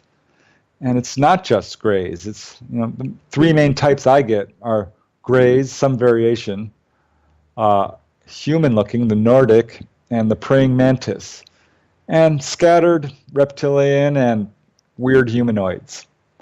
I've got a theory on this, if you want to hear it. Sure. Yeah, I'd love to. Well, everybody talks about going to these realms, becoming ascension and all this other stuff, right? But what I think is the universe, well, this is a theory anyway, is that the universe is just this big thing of consciousness and light and sound that's aware of itself, and it's playing tricks and doing whatever it can to create physical life. to experience the concepts that it knows about, that it thinks about. And this planet is actually unique. Like, there's physical life here. And it worked. We had to destroy it a few times, but it finally worked, right? And so now we got physical beings on this earth that are aware and more intelligent than animals, let's say. And all these other beings that can move in and out of consciousness that can't really, compare us to a gray. I mean, we're a lot better looking. That's why the scriptures say, look how good they look. They want to come and mate with them or whatever, right? But anyways, what I'm saying is maybe that humans or humanoids or physical life itself is a super rare thing in the universe. And so they're all experimenting, trying to not only figure out how the hell they did it or keep replicating it or do what they got to do to figure out how to make us live longer. Yeah, we're just at such a early stage here in trying to figure out what's going on. We don't know. We're discovering other planets. I think NASA knows a lot more than they're saying. I think our government does, our military at least. I think they've got absolute proof that there are other races out there. And I think we are probably different from them. They seem to be really interested in our emotions. They're very focused on that. They seem to be very interested in the way we can really feel things. There's a couple of cases where they seem to be very interested in people's ability to communicate with ghosts or have precognition, this sort of thing. There was a case that comes to mind is Clara Bernhardt. She was a psychic up in Northern California who was predicting earthquakes, had an abduction experience, and they said that they were very interested in her ability to predict earthquakes and wanted to know how she did it. And there was another case like that in England. So I think they're interested in these sort of things, and that for some reason there's something about us that they find very attractive. Well, that's a scary thought, right? To me, that's a super scary thought. A physical being that has no emotions. I mean, I'm not talking about like my ex. I'm talking about like a real physical being with no emotions. That's kind of freaky. Right. Think about that. I've thought about this a lot. Because, I know some people who don't have a lot of emotions. Right. Yeah. But even somebody like that with no, whatever is there is gone. I bet you something like that exists. I bet it does. We'll be right back with Preston Dennett. Don't go anywhere.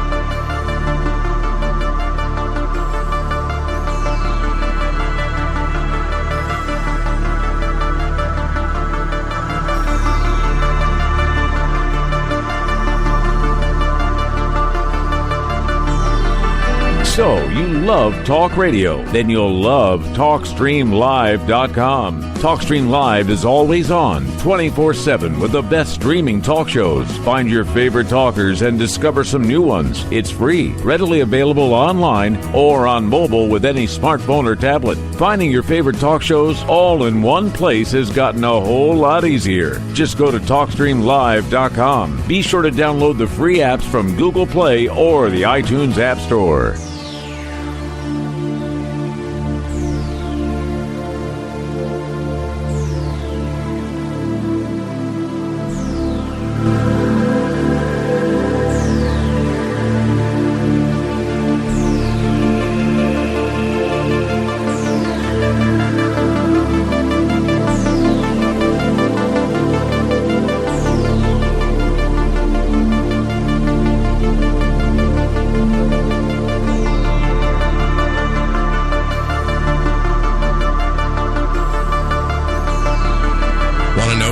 Fringe FM? Check out our schedule at thefringe.fm. Hey, it's Grace. Can we talk about something serious for a minute? Your age. Getting old has its perks. But remember, being a few years younger, your hair was thicker, you didn't have so many wrinkles, that extra weight wasn't haunting you, and you just felt better. Well, we can't turn back the clocks and go back 10 or 15 years, but you can start feeling and looking 10 or 15 years younger with Nature's Youth RSF. It's a doctor-formulated daily supplement that helps your body maintain its peak performance and fight the aging process. Imagine sleeping better, looking better, and feeling better. See how Nature's Youth RSF has helped thousands of people just like you at naturesyouth.com. Naturesyouth.com. Imagine how it will feel when your family and friends are asking you what you did to look so good. Your secret will be Nature's Youth RSF. It's time to start looking better and feeling better. Learn more and order your Nature's Youth RSF at naturesyouth.com. That's naturesyouth.com. That's naturesyouth.com. How you doing today, guys? This is Garrett Lee. And this is Randy Warner. From the Healers and Hellraisers podcast. A podcast about people. You're going to hear stories from the enlightening to the frightening. Told by those who lived it. Listen right here on The Fringe FM. Wednesdays at 5 p.m. Pacific, 8 p.m. Eastern. And on The Fringe Free-For-All, right here on The Fringe FM. We've heard your feedback loud and clear. You called it out, and now we're answering. All new live programming, 5 nights a week. Always remember, The Fringe FM is for you, the listener, and we appreciate your feedback. Keep the feedback coming. You can email us at talkback@thefringe.fm, call the station at 501-777-5631, or send us a message on Facebook at The Fringe FM. Hey, Fringe FM listeners. Did you know that when you're on the road with limited data or no Wi-Fi available, you can still listen to every minute of the Fringe FM by calling 701-719-3971. No smartphone, app, or internet needed. Saves your data plan and no extra cost if you have unlimited minutes. Call 701-719-3971. That's 701-719-3971. Listen to the Fringe FM on any phone, anytime, anywhere. This is Cortana from Shift Happens, telling you to pour a glass and park your ass because you're listening to KTLK, The Fringe FM. Shifthead.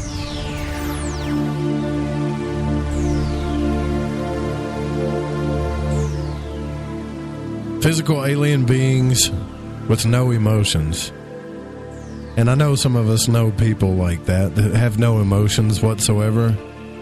But does it make you wonder, Preston, if there's hybrids or like gray hybrids or people walking amongst us that are half alien that I wonder why we call them sociopaths, maybe narcissists, or people that just like literally when I grew up, I know these people that still do it to this day, and I'd like to lock them up, but they could run over an animal and not even care. That's alien to me. Or maybe I'm the alien. I don't know.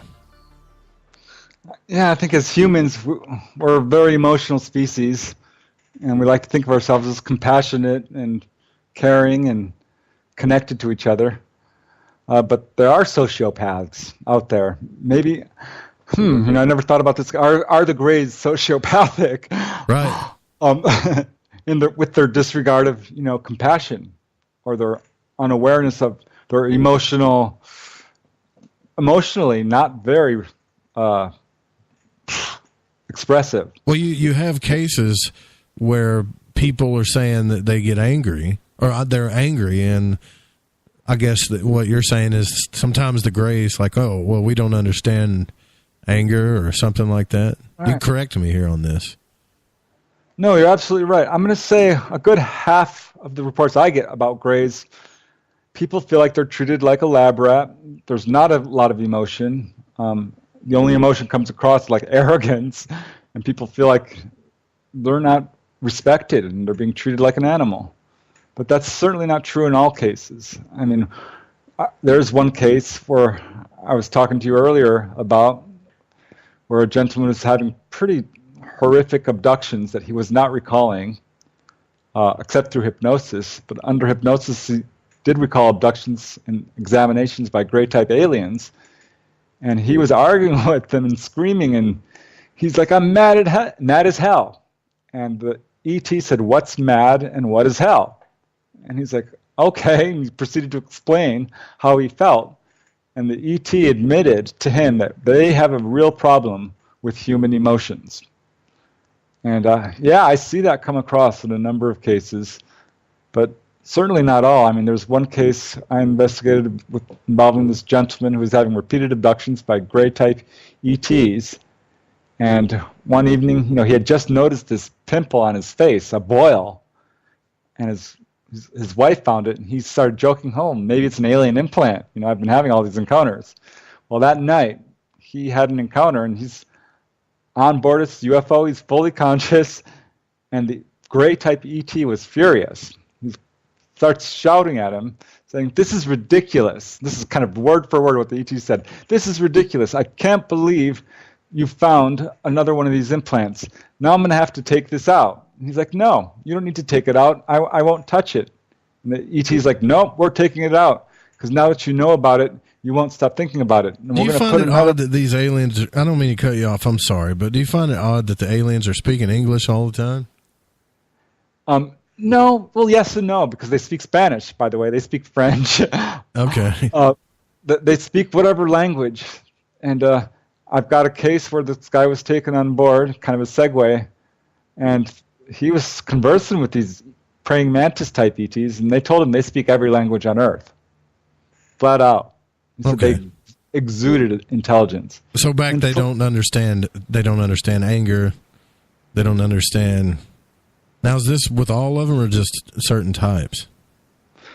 Just certain types. I mean, this one guy, he basically would have conversations with them. Yes, they expressed anger, but it wasn't like they were like super duper mad at him. Mm-hmm. And a lot of people feel like these guys are their friends. I'm going to say 20, 30% describe the ETs that take them as friends or family, closer to them than family, and feel benevolent towards them. Absolutely. There is an emotional component, and some people have described a love connection that's beyond human love, that's super close and very intimate. Not in a sexual way, but, just very spiritual. I've been trying to get Dr. Richard Allen Miller back on this show because he made a statement, and I don't know if you're familiar with him, but he'll make 100 statements in 30 seconds, and some of them are so profound you can't get him to explain them.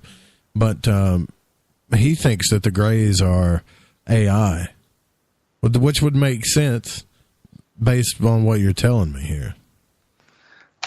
I'm guessing we're seeing all of this stuff. I'm thinking some of the stuff that we're seeing is probably not ET as we think of it. It's a masquerade. It's probably an unfriendly spirit. I'm thinking most of the UFOs people see are exactly what they look like, extraterrestrials. But we're getting a wide variety of stuff. Some of the stuff that people are reporting is not ET at all. It's government. And for all we know, it's humans flying around masquerading as ETs. I mean, we have to be careful of that possibility if we have this technology, and I think we do. So there's a lot of stuff happening all at once. Most Bigfoot cases don't involve UFOs. Most UFO cases don't involve Bigfoot, but there's definitely a subset that's about 1% or less involving both of them. Flat out, no questions asked, Bigfoot aboard a UFO or with the ETs or seen at the same time. I don't even know what to make of those types of cases. So do you look at your job, you take it as a journalistic type approach? Because, all the books you've written, all the subject matter you've talked about, I'm sure some of it's more believable than other things. But I can't help but just sit here and ask, I wonder what Preston really believes about this, other than just reporting it, I wouldn't call it pure journalism. To a certain point, I approach it more almost like an anthropologist. When it came to investigating UFOs, I wanted to see them, and I did. And when it came to ghosts, I wanted to see them, and I did. Heard them, felt them, saw them. I wanted Bigfoot too. I've had 2 Bigfoot encounters. Out-of-body experience, all this stuff, hands-on. I'll read everything I can on it. Armchair research is very important. And it's a great foundation for launching into an actual field study, right? Well, but why can't I do it? I really want to know this. I'm being super selfish right now. I want to see an alien. I want to see a Bigfoot. I want to see a UFO. What do I got to do, man? Yeah, one of my siblings, just like this. My sister's like... No, thanks for relating me to your sister. That's awesome. But anyways... No, I'm just playing, but I understand her. I don't think me and your sister and I are alone on this. She's not super pleased about it. She's like, how can you've seen 10 UFOs and I haven't seen one? And I'm like, well, I'm going to write a book on how to make contact. I've got 10 ways to increase your chances. So, I mean, there are things you can do. And I think part of it is really buckling down and saying, okay, I'm putting my teeth into this, and I'm not going to let go until I get what I want. Can I ask you for a couple of them? Because I don't know if I want to wait for the book. I will if I have to. Sure. I mean, well, the Ouija board is definitely one. I'm going to say the best one is hanging out with people who are having experiences. And that's allowed me to have a number of really profound encounters by associating very closely with an abductee, particularly someone who's having a lot of experiences. Well, then that would lead me to believe that they're attached to certain people then, like you were saying earlier. They absolutely are. They track people through generations. This is one thing we do know, I think pretty much for sure, is going on. It's been confirmed by at least a dozen researchers that this stuff tracks generations. I've seen it. I know Bud Hopkins has seen it, Barbara Lamb, Yvonne Smith, John Mack, David Jacobs. So there's a really strong interest in genetics. I think that's what it betrays, or what is shown here. And if you want to see a UFO, well, you know, there's a good percentage of the population, I don't know exactly what it is, who are being tracked by ETs on a regular basis. Right now, someone's seen a UFO, by the way. If you go by the reports of the National UFO Reporting Center in MUFON, who receive reports every single day, multiple reports, and bearing in mind that 1 in 100 people report their encounter at all. So their numbers are far underestimated of what the actual number is. And they get, you know, a dozen a day at least. So I'm thinking right now someone's seeing a UFO. Right now someone's being abducted somewhere. Probably multiple. That's so freaky to think about. Do you own a Ouija board, by the way? Just curious. No, I don't. That subject does freak me out a little bit. I went and saw a physical medium, who had the ability to do table lifting.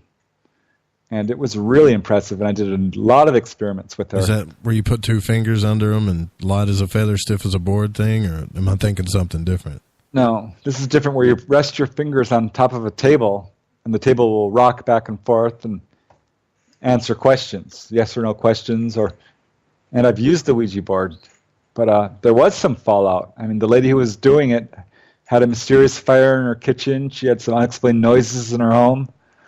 When I was doing all these experiments, I was driving home one day and had just reached the part of the road where it was going to turn into the canyon when I swear something hit my car, and I'm swerving all over the place. There's nothing there, but I am like out of control because something grabbed my car. I felt it, and my car was out of control for a good 10 seconds, 5 seconds. What do you mean grabbed it? You mean hit it or did...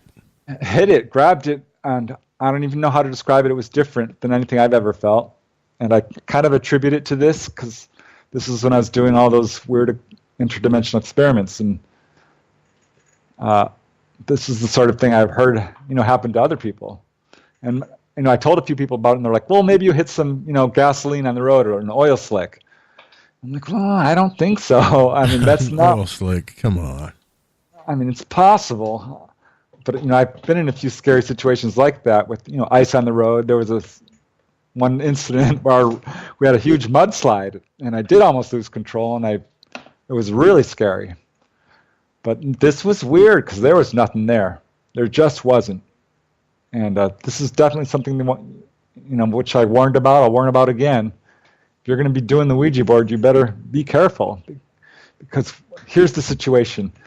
We have our physical dimension, and it's vibrating at a very basic level, a base level, about as low as you can really get.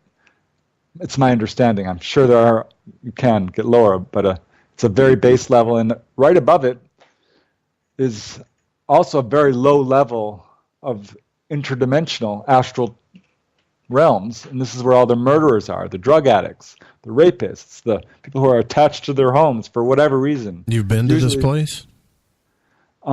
we all go through it every night. Everyone goes out of body every night. This is where I think a lot of nightmares come from. Yes, I've definitely been to it. And you kind of fly through it, usually, or you just wake up. Most people don't experience it in terms of, a vivid thing. I think even when they have a near-death experience, some people will experience the hellish realms. Most don't. They just wake up. They go through the tunnel, and they wake up there on the higher realms. But there are definitely lower realms, and they're right next to our planet. And when you contact a Ouija board, you're just as likely to get the criminal down the street, and not as likely to get Seth or Ramtha or one of these so-called higher developed spirits. And I think this is why a lot of people are very leery of the whole phenomenon and say it's demonic, because a lot of these spirits out there are not for your own good. If you get good at out-of-body travel, for instance, you'll be kind of inducted into saving lost souls. It's a real problem. People die and they get caught in these lower realms, in a kind of circle of a negativity and negative emotion. Let me ask you this: when I came out of my body, the one time that I think I came out of my body, I'm pretty sure I did, and I could see what was happening around me. Was I in the lower realms, or was I not in the lower realms, so to say? I'm going to call. Well, I don't know. I know what I've experienced, and I think right next to Earth there is a very physical, an environment that's pretty much Earth. I mean, it's the same thing. You can go to places, and it's going to be the same as it is in the physical. Yeah. But it's kind of a reflection of it. It's not just quite the same thing. And that's the lower realm. You can go exploring around, and you'll see spirits. I fly outside of my house, and normally I'm alone, but there's been a few times that there were people walking down the street who were criminals and not good people. Scared the living daylights out of me. Did you say anything to them? Did they see you? Or? Yeah, I went outside the incident I'm talking about is I went outside my house, and normally everything's fine and dandy, but this time there's 3 guys on the street in front of my house, see me, and they're young, kind of gangster thugs type people. My impression was murderers. There were 3 young men, and they were not projections or something I'm creating, which does happen when you're out of body sometimes. You kind of project images like a dream. So these were real beings, and you got a bad vibe from them. Instantly. So I just dived back into my body real quick. The thing, you're supposed to project love, but I'm not quite ready for that. So, I've encountered negative entities a few times. One time I'm flying towards the heavenly realms, and I feel something grab my ankle.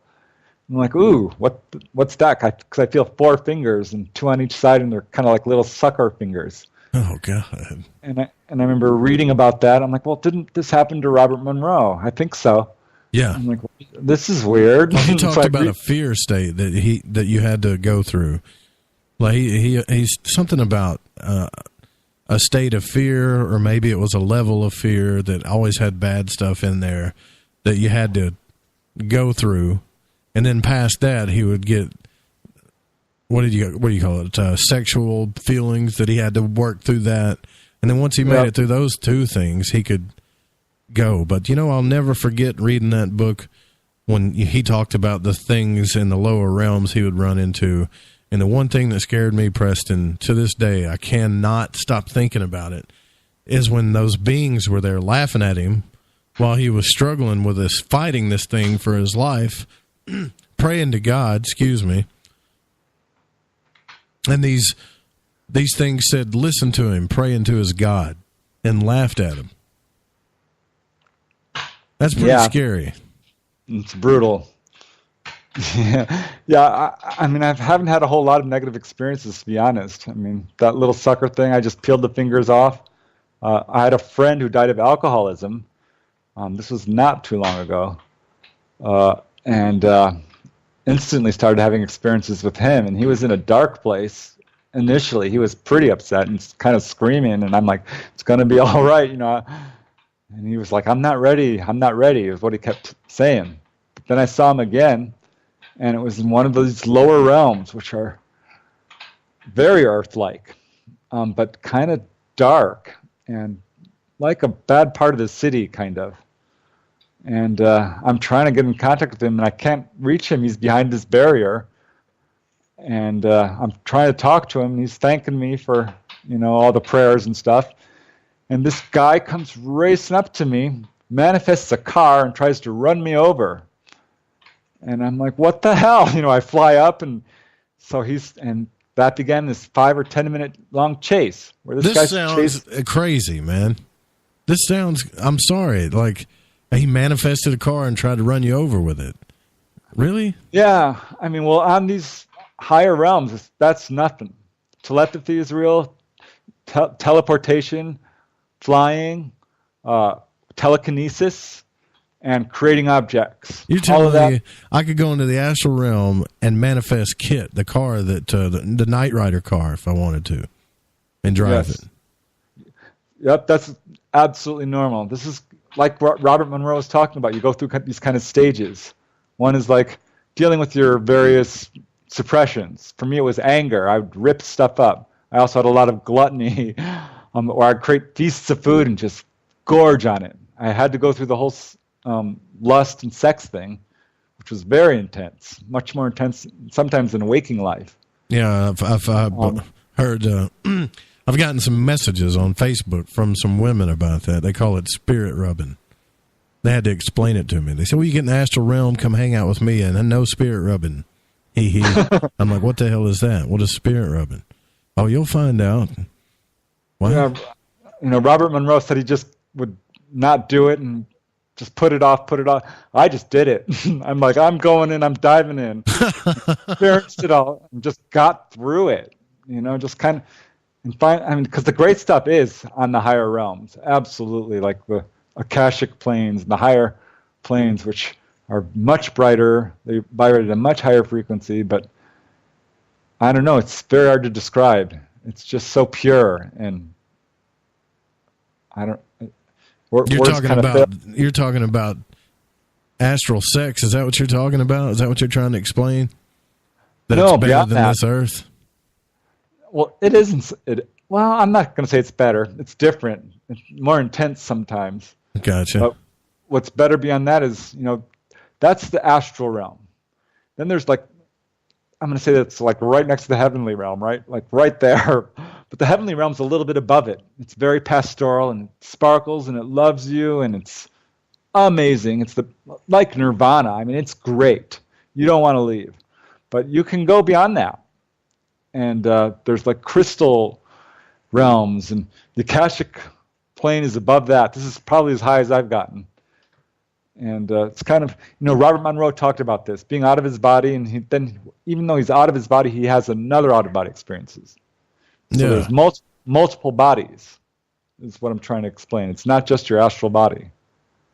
Yeah, I know when the magicians or Renaissance magicians, when they talked about alchemy, they'd call one body the lunar body and the other one the solar body. But, he also talked about being in other people's body.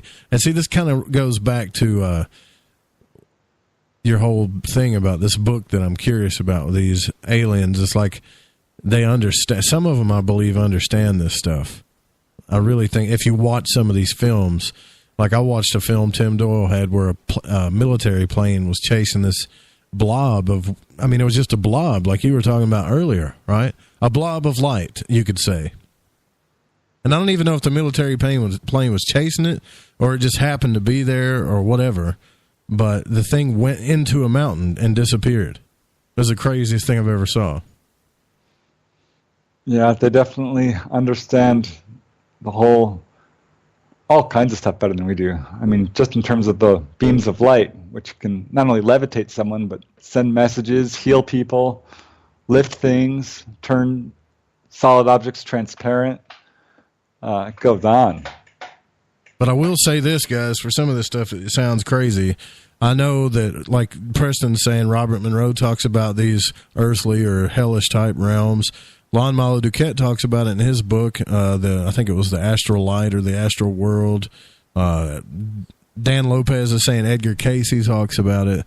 So these are all pretty highly respected people in this field. So I'm just wondering, how you felt for the first time when you saw all this stuff. Yeah, I mean, did you believe it, or did you think maybe I was dreaming, or? Well, it's kind of what inspired me. I mean, I started reading these books. I'm like, well, geez, this is incredible. I wonder, if this is something we can all do. Like they're saying, I want to do it. And I would read all these books. I'm like, well, if they did it, I can do it. Robert Monroe talked about going to the moon. He sent a bunch of people there, his students. Mm-hmm. I'm like, well, if they did it, I'm going to do it. And if they've rescued lost souls, well, I want to try that. I want to meet my spirit guides. I want to visit the Akashic plane. I want to learn about my past lives. So anytime I'd read something, if you're out of body and you say your own name, something amazing's supposed to happen. Well, I did a bunch of experiments with that. Okay, well, don't tell us about it. We got to take a quick break. We're in the last part of the show. We're going to take your questions if you want to call in or put your questions in the chat room. We'll be right back with Preston Dennett. Pretty wild stuff. Don't go anywhere.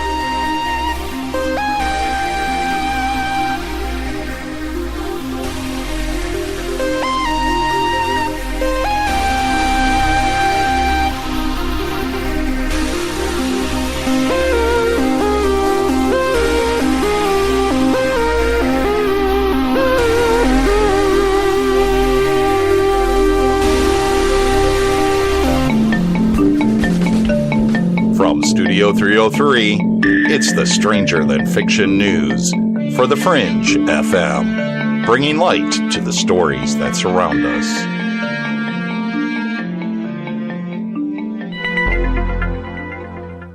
Worms that have been frozen in permafrost for up to 42,000 years are coming back to life.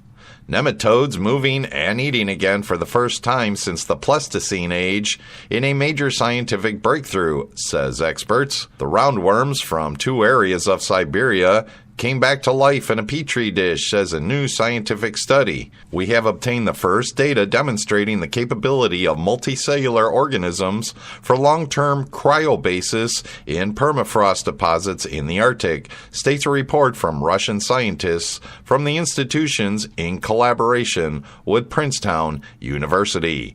You can read more on this disturbing story at thesiberiantimes.com. And scientists detect a giant underground reservoir of water on Mars, raising hope of life on the planet.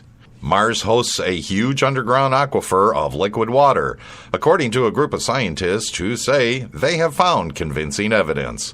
The underground lake hasn't been seen directly, but if it's real, its discovery substantially increases the likelihood that the red planet might host life. Read more on this story at TheVerge.com. A new program for alien contact designed like the Richter scale has been introduced to measure alien signals. Rio 2.0 rates potential signs of extraterrestrial life from 0 to 10, with 10 being the equivalent to an alien shaking your hand. Read all the details at TheGuardian.com. And Native American folklore tell of night crawlers. Do they really exist? According to Native American folklore, these creatures, strange, upright, standing, thin creatures with no arms, have existed for hundreds of years and have lived alongside humans peacefully. Despite there is very little evidence to prove that these so-called night crawlers are real undiscovered cryptids, in 2011 there have been multiple closed-circuit TV camera sightings of the strange upright standing thin creatures with no arms walking endlessly at night. Read more on this story at BendedReality.com. 2 Missouri men report seeing a Bigfoot creature. The eyewitnesses said they were hunting in the woods when they came across the hairy being on November 24th of 2017. They reported this to the BFRO and quoted as saying, "At first the headlights were not on it and I was trying to figure things out in my head of what possibly could be that big of a creature on our property. It was about 60 yards below our barn. When my headlights hit it, the creature stood there for less than a minute. It looked at us, and then, not in a hurried way, it turned around and walked back into the cedar thicket." Read more on this story at cryptozoologynews.com. You can now sleep over at the actual Scream House this coming Halloween. One of the most iconic horror movies of all time, Scream, is coming back from the grave in the biggest way. A sleepover in the very house ending of the original movie was filmed in, so if, for whatever reason, you've been dying to relive your nightmares, you're in luck. Scream fans Anthony Massey and Nate Reagan created a Kickstarter campaign to fund a one-of-a-kind screaming event titled Scream Comes Home. Read more of the details of this at yahoo.com. And a Japanese company wants to lease young women's armpits as advertising space. Of all the places to advertise on the living human being, the armpits are probably at the bottom of the list for most people. But one Japanese company believes they are prime real estate and is currently recruiting young female models willing to walk around with ads on their armpits.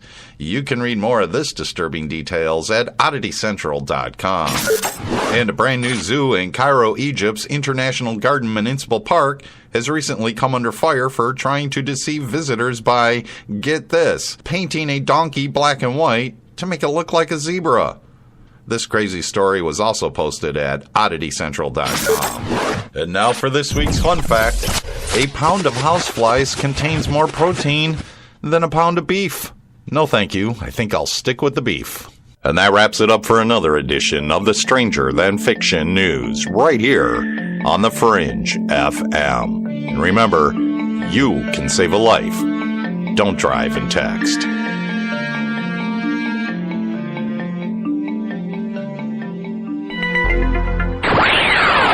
You're listening to Lighting the Void Radio.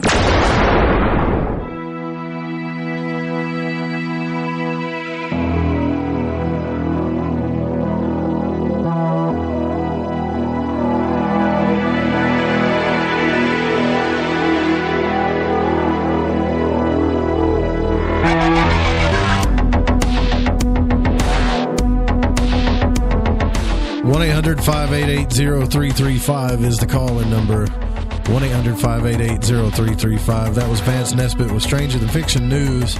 That was the news clip I was supposed to play earlier, but didn't play. And they're using people's armpits for advertisements now. That's pretty insane. What is the world coming to? No wonder these aliens are studying us all the time. So we do crazy stuff like that, Preston. We're here with Preston Dennett. You guys know him from PrestonDennett.weebly.com. A well-known UFO, I was going to say fiction writer, but this stuff ain't fiction. The UFO.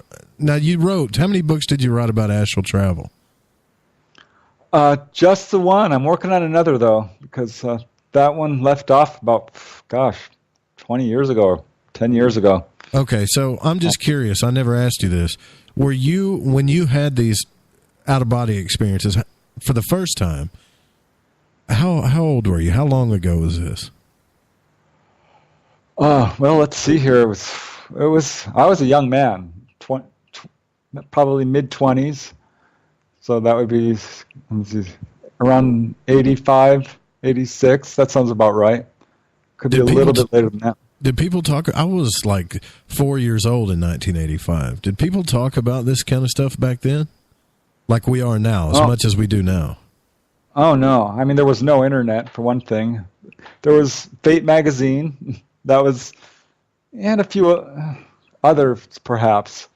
But no, it certainly wasn't popular on TV. There was maybe one program every now and then. The only one I can think of was In Search Of, which was an interesting show and did cover a number of these topics. But that was about it. There was nothing like it is today.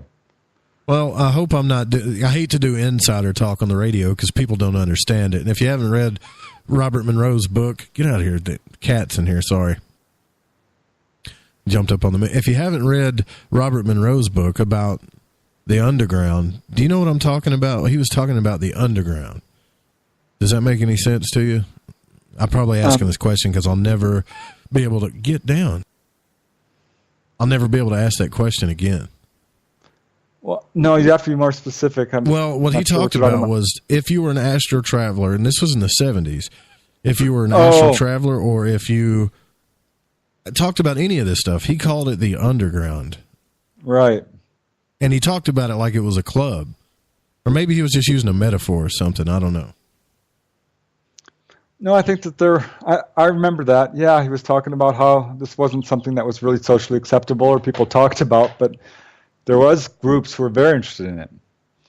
It's my understanding that a lot of this stuff was kept very secret in, medieval times, and prior to that, and taught only in secret schools among people who had learned how to do it. And that now there's this big push from the astral realm, the enlightened masters, so to speak, to get this knowledge out there and get it, accessible to everyone, which I think is why there was this explosion of books. This is still a really new subject in terms of Western culture, certainly. I think some of the Eastern cultures have dealt with this a long time. They've got it all mapped out, all the dimensions. But, Robert Monroe was really the one who broke the subject wide open, and then, a bunch of other astral travelers. But there's still, 20, 30 books on the subject that are really kind of go-to books. Yeah. As opposed to UFOs, which, gosh, there's hundreds and hundreds. Well, the reason why I bring that up is because he was afraid to talk about it then. And you were actually, he started experimenting with it in the 60s and 70s. And, like I said, I was a kid in the 80s, so all I could remember was, Madonna and retro and denim and stuff like that. To think that people were doing it back then, it doesn't even register to me. Were you afraid to talk about it then? No. As soon as it happened, I wanted to shout it from the rooftops. And I found that's pretty normal for amateurs, people who are just starting out. Feel like it's really important to let everyone know that you can do this, because it is so transformative. It's like discovering another world. And there's just all these incredible things you can do that you can't do here. Like flying, like, visiting your deceased loved ones, learning about past lives, all these things that are just absolutely incredible. And I think there's a tendency to sort of stop doing it and focus your attention on telling people how they can do it. And it blocks your progress in a way. Because really it's important for everyone to do this at their own level. But you're of the belief that you can't get hurt when you do. I think like you are one of the only people I know, well, maybe there was somebody else that I just can't remember, that said that you really can't get hurt doing this. Do you still believe that? I'm going to say I've looked into it probably more than most of the people who talk about this. I really did. I've got all the books on it, and I looked for injuries, something negative, right? And people did have scary accounts, but I couldn't find any cases where someone's been physically hurt. There's one case where someone supposedly died, but it was an astral traveler who died of unknown causes. But I couldn't. All those dangers of getting locked out, possessed, not finding your way back, could not find any evidence of it. You never had a moment where you were thinking you weren't going to find your way back to your body? No, the problem is the opposite. It's staying out, to be honest, because the second you think of your body, you are pulled back in. And if you want to go back, all you have to do is, wiggle your toes or blink your eyes. Or just think about it, huh? Yeah. Any strong emotion will usually pull you back. Fear, if you're unlevel in any way, getting too close to your body. I experimented a bunch with that recently to see how close I could get walking around my bed. And you feel this really strong magnetic pull that pulls you right back into your body the closer you get. Yeah, Bielman talks about that. Get away from your body as fast as possible. Yeah, well, I stayed next to it and I walked around it, and I'll tell you that was so hard. Because not hard, but I could feel it like a magnet is what it felt like. See, what got me interested, it was listening to you and Art talking about it, and then he would say he could get to the vibration point, and he couldn't get it because he would get scared. And back then's when I first started trying it, like when I heard that, and I could get past that, even out of the body in my yard, but I couldn't get out of my yard. And since then, I haven't had really any other. I've had a couple of experiences that I don't really talk about because they're kind of boring. But I will tell you that I felt pressure in my head. Have you ever heard anybody say that before, where they felt pressure in their ears or their head or anything? Yeah, I've heard that. I've had that. If I spin around really fast, which is a way to remain conscious, I felt extreme pressure a few times, which was definitely a little uncomfortable. I've done all kinds of experiments. I recently looked to see what I was wearing, because it's not something I've really paid attention to. I've examined my hands and my feet, but I undressed to see if I looked normal. I did. But I also looked at my clothes, and I'm like, well, this is weird. I'm wearing a dress shirt. It was a shirt I used to own, don't have it anymore, and it was a button down. I'm like, great, I'm dressing up for astral travel. I'm not wearing my underwear as I would think I would as I'm sleeping or. Did you look in a mirror, or did you just look down at yourself? I just looked down. Yeah, but I've done all kinds of these kinds of experiments. What happens? What happens when you look in a mirror? Because it seems to me you've experimented with a lot. Yeah, well, I mean, that depends. You can go to the other side, right? The astral realms, and create a mirror and see yourself. That I've done a number of times, but I've looked in the mirror here in the physical world and did not see myself, which was one of my first out-of-body experiences, actually. That happened. And that was really just wild to look in the mirror, know you're there, know you're out of body, and not see yourself. Well, what I've heard is the thing that I think would be really fun, is these teams of people. They go on missions together, they do certain things. I know it sounds kind of corny and type of Harry Potter-ish but I would love to be able to not only be good at that, but go hang out with people. I mean, think about it. If you're in a realm where you can do anything or go anywhere, be anybody, do whatever you want, wouldn't you want to take your friends with you? Absolutely. And I've tried to do this, not really successfully. And occasionally I'll have an out-of-body thing. There was one, several months ago where I saw both my sisters and my mother. My mother's deceased. And I was just knew I was there on the heavenly realms. She was very vivid, and so were my sisters. We're all just flying around, and they didn't remember it. They were not, they were conscious there. That's what's so weird about this. We're all having conscious out-of-body experiences. We've just compartmentalized our consciousness so that we don't bring that conscious experience back to this conscious realm. Or they don't. You have, though, right? I got to tell you, I remembered a lot of what I did, pretty much all of it. But it's the dreams that I can't remember.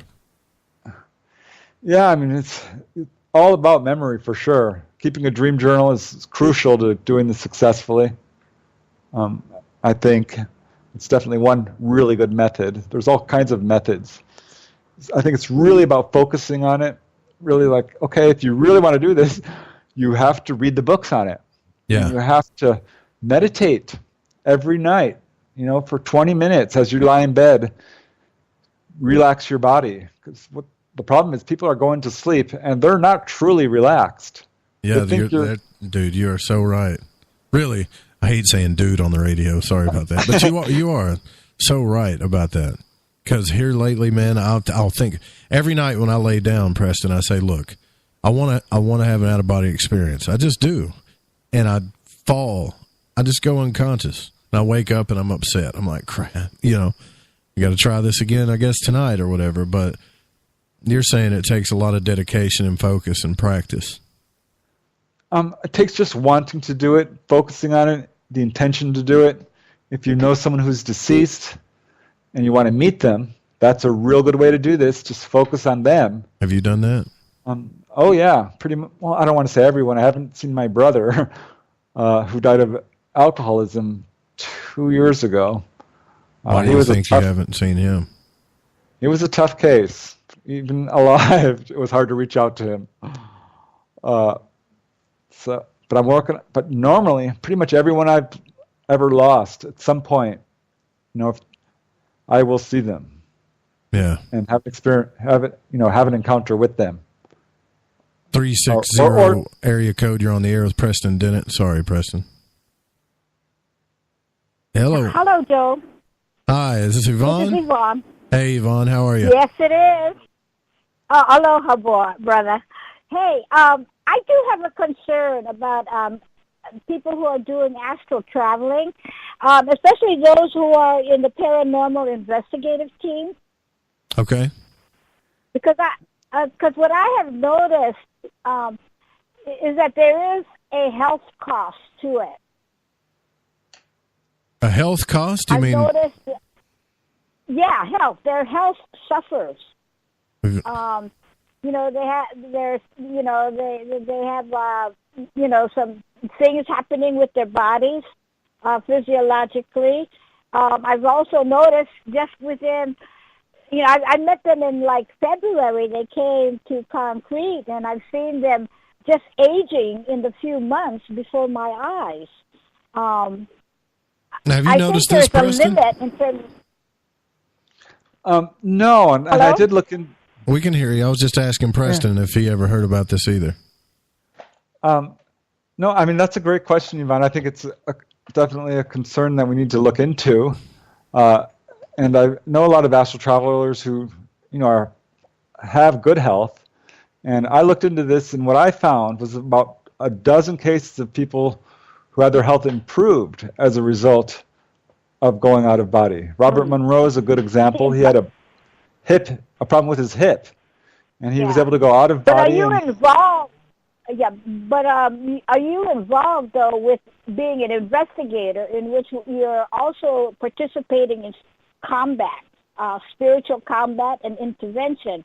And also, I'm concerned in that how often do you do it within, let's say, how often do you do astral traveling, let's say in a 24-hour period? I don't do, me personally, it comes in waves, and there'll be periods when I do it, quite often. Not every day. Usually it's like once a week, perhaps, on weekends when I can sleep. Okay. Sometimes a little bit more, usually a little less. So I don't do it a whole lot. But I usually come back feeling... Okay, so you're not... Yeah. Okay. You're kind of chopping up a little bit. So what are you saying, Yvonne, that people... You've seen people age, or they get older, or they get sick from doing it? Yeah, their health... I've seen that, people's health suffering. And I, initially, when I was first awakening, Joe, I was astral traveling all over the place, too. And it got to the point of I went to a naturopathic physician who was one of the co-founders of transitional. He was, transitional healing. And so he was, psychically gifted.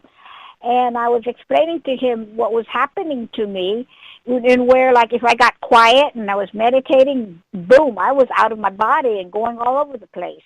And he was telling me that, Yvonne, you should not be going astral traveling more than, not to go, 4 or 5 times in a 24-hour period. You should be limited to just maybe 2 at the most in a 24-hour period. I don't think Preston's talking about doing it that frequent. I've never met anybody that could do it like that. Have you, Preston, that could astral travel that often, that frequently? Well, I know there are people who claim to be able to do this at will. And for me to be able to do it at will is, will take at least 20 minutes, and I'm not necessarily going to be able to do it. Gotcha. But no, I think what we're looking at is a situation where people spend 8 hours each day in bed, or each night, rather, and they're unconscious. And that does not need to be the case. You can be conscious throughout the evening, and that's the best time to do it. And when I have nights where I do astral travel, I come back feeling energized. But my point is, I did find a dozen cases or so where people have been healed of various illnesses as a result of going out of. And many times, well, not many times, but it does happen when you're taken out of body. This has happened to me, where you're taken to heal other people, which is actually not uncommon. There's also healing temples, which you can visit. Mm-hmm. And I read about that, and I was able to do that, which was really amazing. Okay. So there's a whole healing aspect to this. That's what I found. I did not find that, it hurt people. I found it helped people absolutely in a physical way, which I thought was really one of the wonderful things about it. Well, thank you, Yvonne, for your phone call. I appreciate that. Take care. So she's concerned. She has her concerns. See, but I've never, I don't even think Robert Monroe went out of his body that much. No, probably not a good idea. We're here on physical Earth for a reason. And you know what I mean? I mean, it's my important. Dad told me that. Just bear with me. He said, because that was the first person I could tell my dad anything. I got that kind of relationship as Preston. I'm sure you have somebody you can tell anything to as well. Of course, you really don't hold back on this show. I'm pretty happy about that. But, he would say, let me get this straight. You can leave your body and do this stuff. And I was like, yeah. And he said, well, if that's the case, I remember when you were younger, you got the same problem your son does. All you want to do is play video games. Isn't it unhealthy to think that, because if you can do that, he said, I know you, son, you're not even going to be here half the time. And he's right. Because if I figured out how to do it that well, I would probably be doing it all the time. That's the freaky part about it. I think that's probably the biggest danger is feeling a little homesick, and the repercussions of having these experiences can be pretty disorienting because it separates you a little bit from other people. Because you want to be like, oh, you'll never guess where I was last night. And they're like, where? And I'm like, well, I went to the heavenly realms. I saw my mom. And it's difficult because it's so much nicer there. But I think it also having a lot of experiences kind of establishes your mission in life and really lets you know who you are and why you're here on Earth, and makes you more patient and more, unafraid of life after death, and there's no need to rush it. I think it's got really beneficial effects in a number of ways. But earlier we were talking about belief structures like William Buellman speaks of, right? And people would go to their places that they thought were, like he talked about a place where everybody was going to this church and there's white picket fences and there was a whole community of people that believed this there. And they actually got mad at him when he showed up, so he had to leave.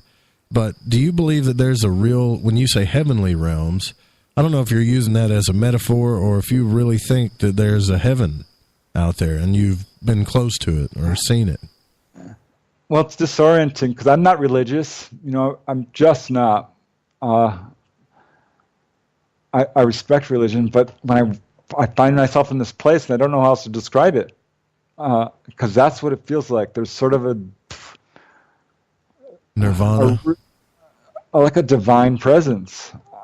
I haven't seen Jesus out of body. I did try to call for him once, by the way, and he did not come. Because you can do that. I mean, you can call for a deceased loved one or take yourself to whatever realm you want to go to.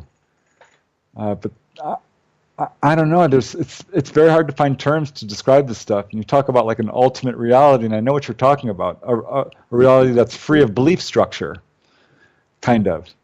And I'm not sure that it's going to be that easy to find. That's how I think meditation is so powerful, and you find yourself out of body and you realize the power of thought. It's indescribable to be able to just think something and it happens. I want to do this again, though. I'm going to try to do it tonight when I lay down. I promise you guys. But I'm going to say this, and some of you guys are going to say, oh, Joe, come on. But if you can really meet someone that's passed away, for real. Now, you're saying for real, right? Or is it just Absolutely. Okay. No. There is life after death. People don't just die and disappear. I think the evidence shows this, and there's all kinds of evidence to support life after death. There really is, if you look into it. And these out-of-body accounts are just one part of it. And yeah, you can absolutely see anyone who's, well, it's much easier, you know them, of course, and love them. But there are a few cases where people have seen famous people as well. That's what I was going to say. I was going to ask you that. If there was one person other than your family who you'd want to meet that's passed away, who would it be? Other than family or friends? Well, I hadn't really thought about that. Robert Monroe, perhaps. Yeah. Because it was funny because I remember when he died, I had a kind of a premonition about that. I'm like, gosh, how is it going to be for him when he finally passes away? And I found out he had died. And I'm like, holy cow. I'd like to think he did it peacefully, you know. He talked about it. He knew about it, you know. I mean, there was his students. There was Bruce Moan, who's was really close to him. Got in contact with him and talked quite a bit about it in his books. Bruce Moan did, yeah. He's got a series of like 5 or 6 books on this subject. Oh, he was able to he'd take his kids along, and they'd all do it together. And he met with groups of people, and he had a spirit guide and a lady on Earth, rather, who they'd go meet together many times. How do you spell his last name? Moen. Moen? Yeah, they're great books. Very, very interesting. Wonder if you can get them on audiobook. Oh, shoot. We got to take our last break, guys. We'll be right back with Preston Dennett. The show is just about over, so if you got any questions, put them in caps or call the call-in numbers, 1-800-588-0335. This conversation has gone all over the place, but that's what I love about Preston. He can cover it all. We'll be right back.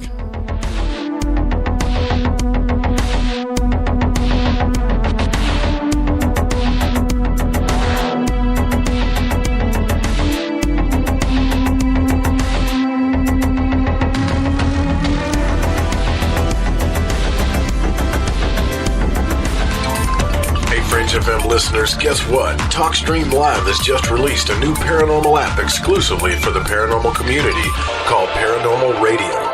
Paranormal Radio has a great selection of streaming talk shows dealing with UFOs, the supernatural, sacred geometry, NDEs, and much more, including a network highly recommended, The Fringe FM. You can download Paranormal Radio right now from Google Play and the iTunes App Store. Lighting the Void is proud to announce Mind and Magic's Protection and Defense Course for protection from magical and psychic attacks. This is not a joke. Magic practitioners are on the rise, and with that comes attacks from baneful or black magicians that try to harm or hurt others for their own selfish reasons. If you are not a believer in psychic attacks, then this isn't for you. If you are, and you want the power to defend yourself and your family and home, then I highly suggest you grab Freighter Xavier's Protection and Defense course. In this course, you will learn how to tell if you are under attack from a natural source or if an individual is attacking you. The 4 forms of curses and attacks. How to remove self-imposed curses. The correct way to cleanse your home from negativity or malevolent entities. How to make your own holy water. What you should always keep near or under your bed. Herbs that banish negativity and promote purity. The most powerful banishing rituals on the planet. And for those that seem to want to harm you the most, how to put your enemies in a hell pit of their own making. You can also learn protection against shadow people and other entities. Or are you just in a bad planetary alignment? Even how to get rid of an enemy using a tic-tac box. It does not matter what your faith or belief is, this will work. Click the banner on the website at lightingthevoid.com or go to lightingthevoid.com/Xavier. Hey, Fringe FM listeners. Did you know that when you're on the road with limited data or no Wi-Fi available, you can still listen to every minute of the Fringe FM by calling 701-719-3971. No smartphone app or internet needed. Saves your data plan and no extra cost if you have unlimited minutes. Call 701-719-3971. That's 701-719-3971. Listen to the Fringe FM on any phone, anytime, anywhere. This is Reverend John M. Polk from johnpolkmedia.com, and you can listen to my show, The Quantum Hologram Matrix, every Thursday night. ETs, UFOs, metaphysics, the paranormal, and more are some of the many topics we will cover on The Quantum Hologram Matrix. Make sure you bring your higher concentric multidimensional selves. That's every Thursday night, 5 p.m. Pacific, right here on The Fringe FM. How you doing today, guys? This is Garrett Lee. And this is Randy Warner. We're the hosts of Healers and Hellraisers, and you're listening to The Fringe FM. The truth is out there. There's something out here. And so are we. KTOK Digital Broadcasting, The Fringe FM.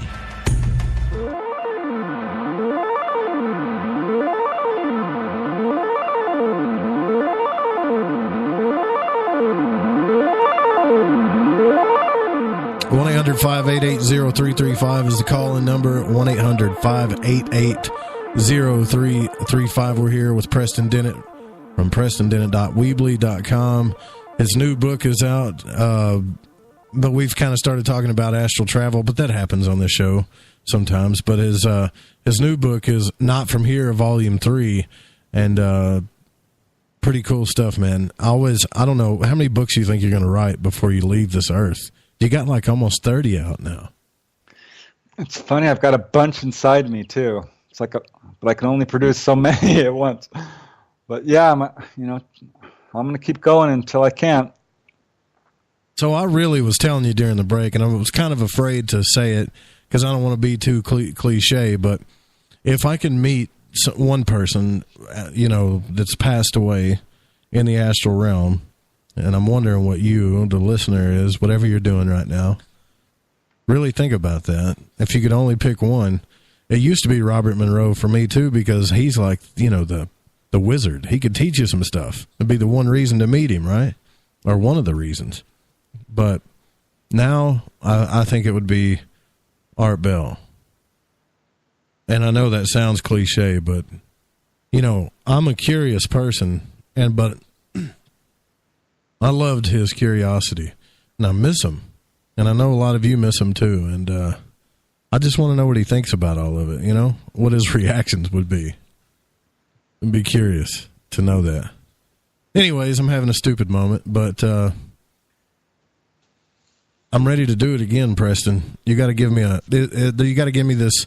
This works every time, no matter what. Do try this, because it's been forever. Do you got one of those? Well, it can be a steep learning curve for some people. I wish there was a magic bullet. The real trick to doing it, there is one trick that I think works really, really well, and that is to ask yourself every single hour, as much as you possibly can, but if you can do this 10 times a day, you're in, is, am I out of body right now? Could I possibly be dreaming? Could this be a dream? And it's not really even enough to just ask. You have to actually look around and see if there's anything weird going on. Seriously, it's called critical thinking. You critically observe the walls, the ground. You look around you and test your state of reality. And there's some really good tests you can do. One is to jump up and see if you fly. I know how silly that sounds. No, dude, I've done it. I've talked about it before, yeah. but pulling on your finger or your arm, penetrating your desk, the table or the wall, or wherever you are. Wait. Pulling on your finger, what does that do? If you do that, just tug on your finger, your ear or whatever, the astral body is elastic, and it has the ability to stretch. And what will happen is your finger will stretch, like, Rubber Man, so to speak. Nice. And it's really freaky when this happens, because I remember I've done this several times. One time I'm at work, in the office working, and I'm like, well, I guess I better do my reality test. And I forget what I did. I didn't try to jump up. I threw something up, a cup or something. And it floats. And the entire office just faded away. And I was actually in my bedroom, floating above my bed. Holy cow. That's so cool, this is how this works. Because if you ask yourself this, 5 times a day, 10 times a day, you'll go to bed, and you're going to be out there dreaming, thinking you're awake. And you're not. And you're going to ask yourself this question, and you're going to feel really stupid about it because you think you know when you're awake. But I'm telling you, you don't. And you have to really take this seriously. And if you ask yourself, am I out of body right now? And seriously test reality, you're going to be really amazed when you wake up at work and find out or whatever. you're actually out of body. Yeah, I did that flying thing. I thought it was dumb, like you said. But I read a book called Dream Yoga, and every day I'd go out on I got 3 steps outside my front door, little concrete steps with a metal rail. I'd take 3 steps down, I'd look up into the tree in my front yard, and I would try to fly. And I caught my neighbors looking at me once going, what the hell is he doing, right? But you're right. I did it enough to where I did it once, and it was I knew I was out of body before I did it, but I wanted to check anyways, and you're right, it worked. But don't you ever question, like, if you do that enough, I could see how that works, because now you're in this program of always checking your reality, and your brain gets used to it. So that was a good answer. Thank you for that. I appreciate it. But yeah, it changes your perception kind of permanently. You become that's quite what a I was bit going to more ask aware. you. Doesn't it make you crazy sometimes? Like a little bit. You can be in a room and you're hearing everything, and you become really sensitive. I'm a little sensitive to noise and sound and things like this. Odors, all of it, and people's emotions.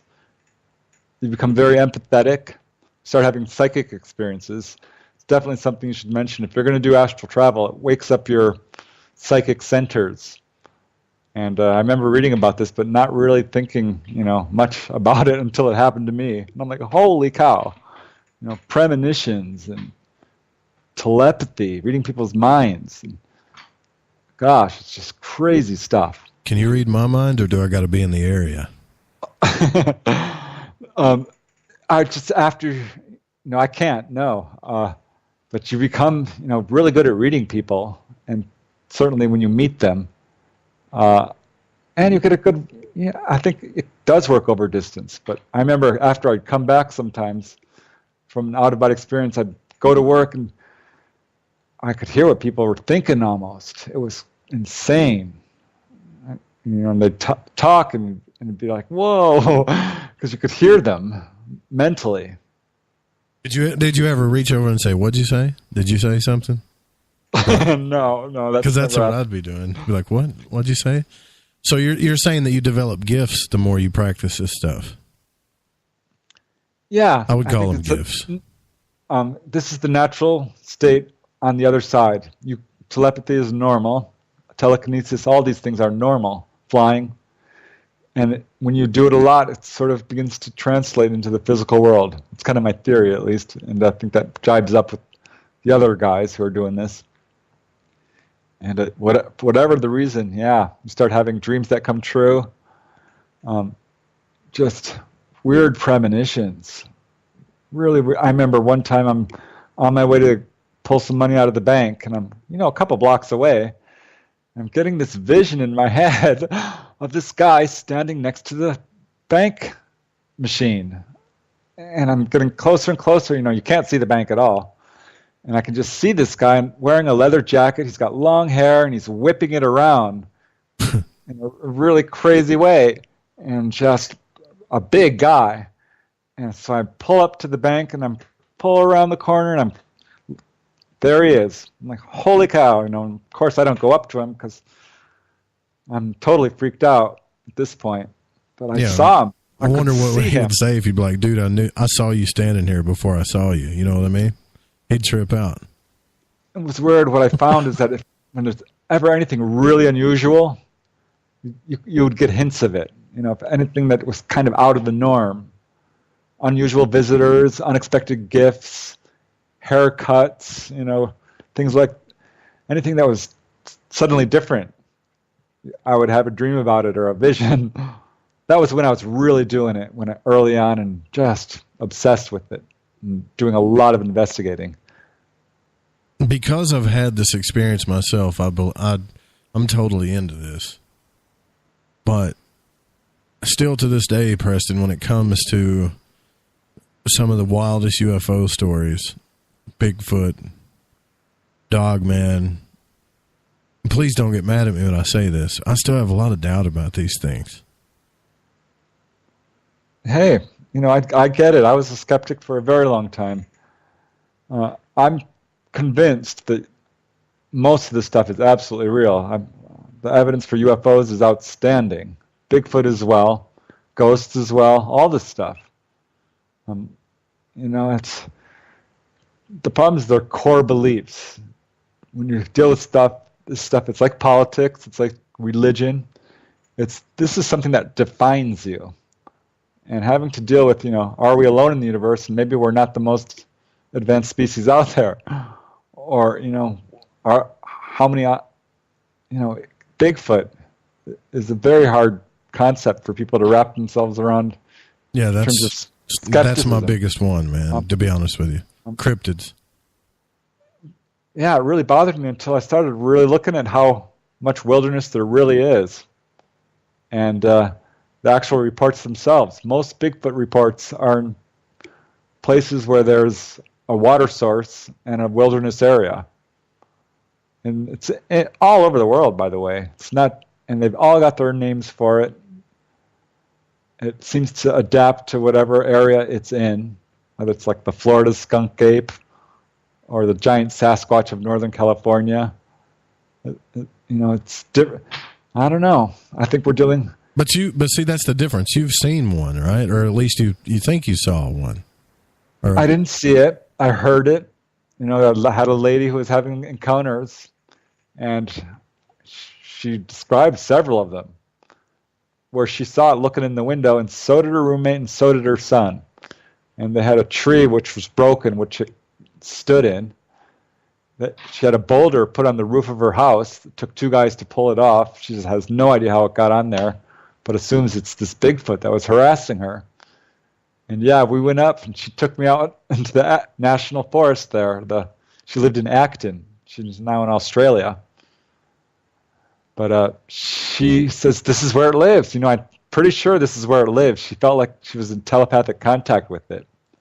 And that's another thing I keep hearing in other Bigfoot cases, by the way, this telepathy thing.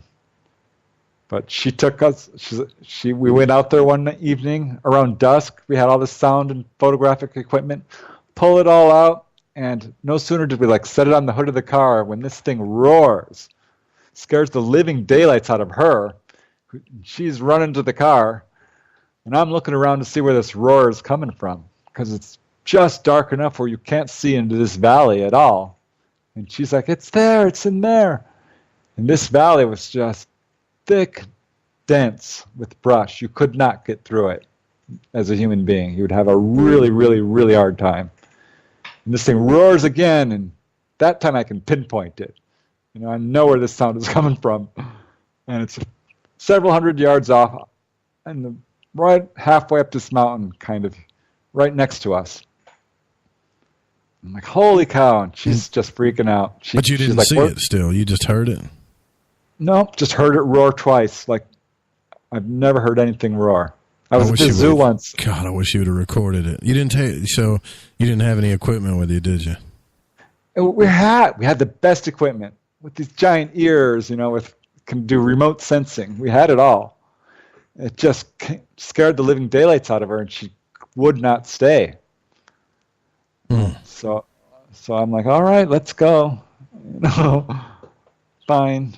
That premonition thing, when you were talking about it, about that premonition thing, that sounds like a name of a band. But anyways, you were talking about it earlier where you had prophetic dreams and stuff. I think everybody has that. I believe in that. When I was younger, I was with my girlfriend, and I was 16 years old. Her name was Danielle. And we went out. There was a cabin outside that we all hung out to where none of the parents could find us. It was one of my rich friends' cabin. And it was late at night, and, we're in her little Datsun or whatever. We got the seats laid back. You know what's going on, right? It's make-out session time.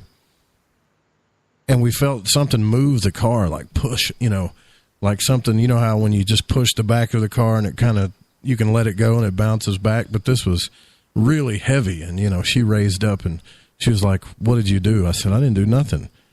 And so we went back to doing our thing, and then something pushed on the car again. This time it was even harder. And she raised up and was like, what is that? And we were both just sitting up. The seats were laid back, but we were both sitting up staring at each other. And she turned on the dome light, and that final push freaked us out. And I said, is your foot on the clutch? Because I thought maybe it was on the clutch, and we were going to go. It was, you know how a clutch will skip sometimes, right? If you're on a hill. Right. And she goes, no, the e-brake is on. And I was going to get out of the car, and she grabbed me. Dude, she grabbed me, and she was like, don't get out of the car. And I was like, why? I want to see what it is. And she goes, I got a bad feeling. Long story short, we freak out. She drives home. I get to the house. My dad's up, and his face is white. And when I got into the door, he was like, oh, thank God it's you, and hugged me. And my dad's never hugged me. He's not an emotional person. I was like, what the hell's the matter with you, man? And he said, I had a dream you got killed by a bear or a Bigfoot or something. It just mauled you to death, and it was so real. I'm so glad I woke up. I'll never forget that, man. To this day, it freaks me out thinking about it. That's crazy. That gives me chills. Yeah, that's... Wow. I was like, was it a bear or a Bigfoot? He goes, I don't know. I don't know what it was, to be honest with you, because it was dark. And the more he talked about it, I was like, just shut up. I don't want to hear it, you know. And it took me a couple of months before I told him. And you know what he said? Of course, he doesn't believe in anything like what we talk about. And what he said was, oh, the clutch was probably slipping. So even he didn't believe it. That goes to show you all the stuff, you know, like you're saying about our perception and our mind and stuff, you know. Yeah, I mean, if you want to stay skeptical, it's going to be hard to break that. I talked to one lady who described this flying saucer following over her car. I talked to both the kids. They saw it too. And she still didn't believe in UFOs. I'm like, well, what did you see? She says, it was like two pie pans stuck together, colored lights around it. It was totally silent. I'm like, how high up? 50 feet above the car. You know, they lost an hour of time. She's like, but I don't believe in UFOs. I'm like, okay, you know, I'm not saying that you do. Just tell me what you saw. It's almost like they're ashamed to, right? She just didn't want to. She was actually, you know, a good witness considering, because some people they don't even want to talk about it. They will not. You never answered my question, did you? Who did you want to meet?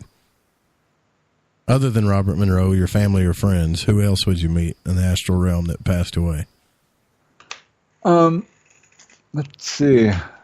Maybe someone really influential. You know, I don't know. I haven't really thought about that. Elvis would be my second one, but there's some rumor that he's not dead. And actually, there's some guy that lives 10, 15 miles away from me that everybody on the internet thinks is Elvis right now. And I'm going to go talk to him. But Elvis would be my second one. I want to meet the king. But, you know, one night we'll do a call-in show about that. So your book is out now, right? You can get it on Amazon, or can you get it on your website? Yeah, either way, other online stores, bookstores. Not From Here, Volume 3. I'm going to put out probably at least one more volume. But yeah, all about the stranger and more unusual aspects of UFOs. There's a lot of them. Lily said I had a dream of Vladimir Putin. That guy scares me. Oh, yeah, that was the one question I had before. Now, there is a difference between, you get this a lot, there's a difference between the dream state and the out-of-body state, right? Yeah, I think there's multiple states of consciousness, and it's easy to confuse them. I mean, lucid dreaming is different from dreaming. There are various types of dreaming. There's very low-level dreaming, which is kind of venting dreams, or dreams which kind of reflect the scary movie you saw that day. But most dreams, I think, for a lot of people, reflect suppressed fears and desires. Hopes and fears are what most dreams represent. But if you continue to record your dreams and kind of work through your issues and try to become conscious in your dreams, you can move to the next level, which is lucid dreaming. And that's just becoming aware within a dream. And that's different from an out-of-body experience, even though you may be out of body when you're doing it. And I think that's where the issue is. Because when you're lucid dreaming, yeah, you may be out of body, but you're not aware of it. Or if you are, you're projecting the reality around you, and you're not seeing, you know, Earth or wherever you might be. What if you're just in a deep dream, though? Like if there is a difference, like you're saying, there's a difference, right? But you're saying earlier, ask yourself, am I out of body? Well, what if I'm in some just wild dream and I say, am I out of body? Am I going to wake up, or can I go from that dream to a more, I guess, out of body state? I'm thinking a lot of these dreams are taking place in an out of body state already. Whether we're hovering right above our body or on the other side. I think all of this probably happens, but in most cases when people are dreaming, they're right next to their body or hovering right above it or halfway in it perhaps. That feeling you get where you're kind of falling and dropping. A lot of people have that. That's you going in or out of your body. And a lot of the flying dreams are half-remembered out-of-body experiences. So what happens is, becoming lucid in your dream, you're probably there in your bedroom or wandering around your house or doing the repetitive things you do during the day. And by becoming lucid in your dream, you get to explore the dream state, but you can overcome it. There's various ways of doing that. You can just do it by sheer command. You can spin. You can fly through a wall or a window, and that'll usually take you into the real environment. And I'll put real in quotes, but the physical world, or wherever you supposedly are. And that's kind of the higher level. There are people who don't dream at night. They go to bed and they just fly out of body. They remember it all. I've not been able to, I did that once, actually. One night I never fell asleep. Just didn't. And was awake the whole night. But that is not normal for me. Well, the things that this subject to me never gets old. And, looking at the network stats, I love all you guys in Spreaker, but the majority of the audience listens on the Fringe FM. And looking at the network stats and all the listeners, I don't think it gets old for them either. And it's been talked about so much on several different shows. But everybody just flocks to it, and I think it's because everyone knows that there's something real about it. And I think Wednesday we're going to talk about this subject a little bit deeper. I've got an idea. I'm not sure how I'm going to do it, but I cannot wait until you write about this subject again. Yeah, I've definitely got lots to say. Like going to that healing temple was crazy. I've tried to get to Area 51, had a whole adventure with that, going out of body, because I heard other people did that. And seeing, enlightened masters, did that a couple of times. And all kinds of fun stuff you can do. I'm trying to do more experiments. I'll have to get back into it. I really like it, but, it does take time and energy and focus and discipline. Yeah. Well, I hope to ask Gordon White, who's a magician, about this. It seems like magicians can use the astral realm. They use the symbols, and they're able to use this place a little bit more, as to where I'm just a type of an experimental guy like you trying to figure this stuff out. But your new book is out, and I suggest everybody go get it. Once I get all the articles up, I'm going to have the links there on the website. Not From Here, Volume 3. Is this your 23rd book or 24th? Or 23rd. 23rd book that you've got out. That's incredible. You're going to need your own library before this is all over with. Thank you so much for coming on the show again, Preston. It's always fun, and it's always a cool and interesting time talking to you. Hey, I appreciate it. Yeah, always fun. We'll have to do it again. One of these days we'll do like a 3-hour show about, if I had my own way, right? But I can't, I'm kind of selfish, but we could do a 3-hour show on astral travel or something when you're feeling up to it. Hey, you got it anytime. That's my favorite subject, right next to UFOs. Kind of like it even more, actually. I love it. I really do. I can't stop talking about it. I know. I hope I'm not boring people to death with it, but it's just, I don't know, man. It's real. I wonder if the government knows about it. Anyways, we got to get out of here. I can talk about this all night. Thank you again, Preston, for coming on the show. It's been a blast. I can't wait to talk to you again. And I look forward to talking to you again, man. I had a really good time tonight. Thanks. All right, guys, we're going to get out of here. The show is produced by The Fringe FM and cannot be rebroadcast or syndicated without written permission. And music was by Chronox, Bundy, Kevin MacLeod, and Space Station. See you guys tomorrow night with Gordon White. Good night.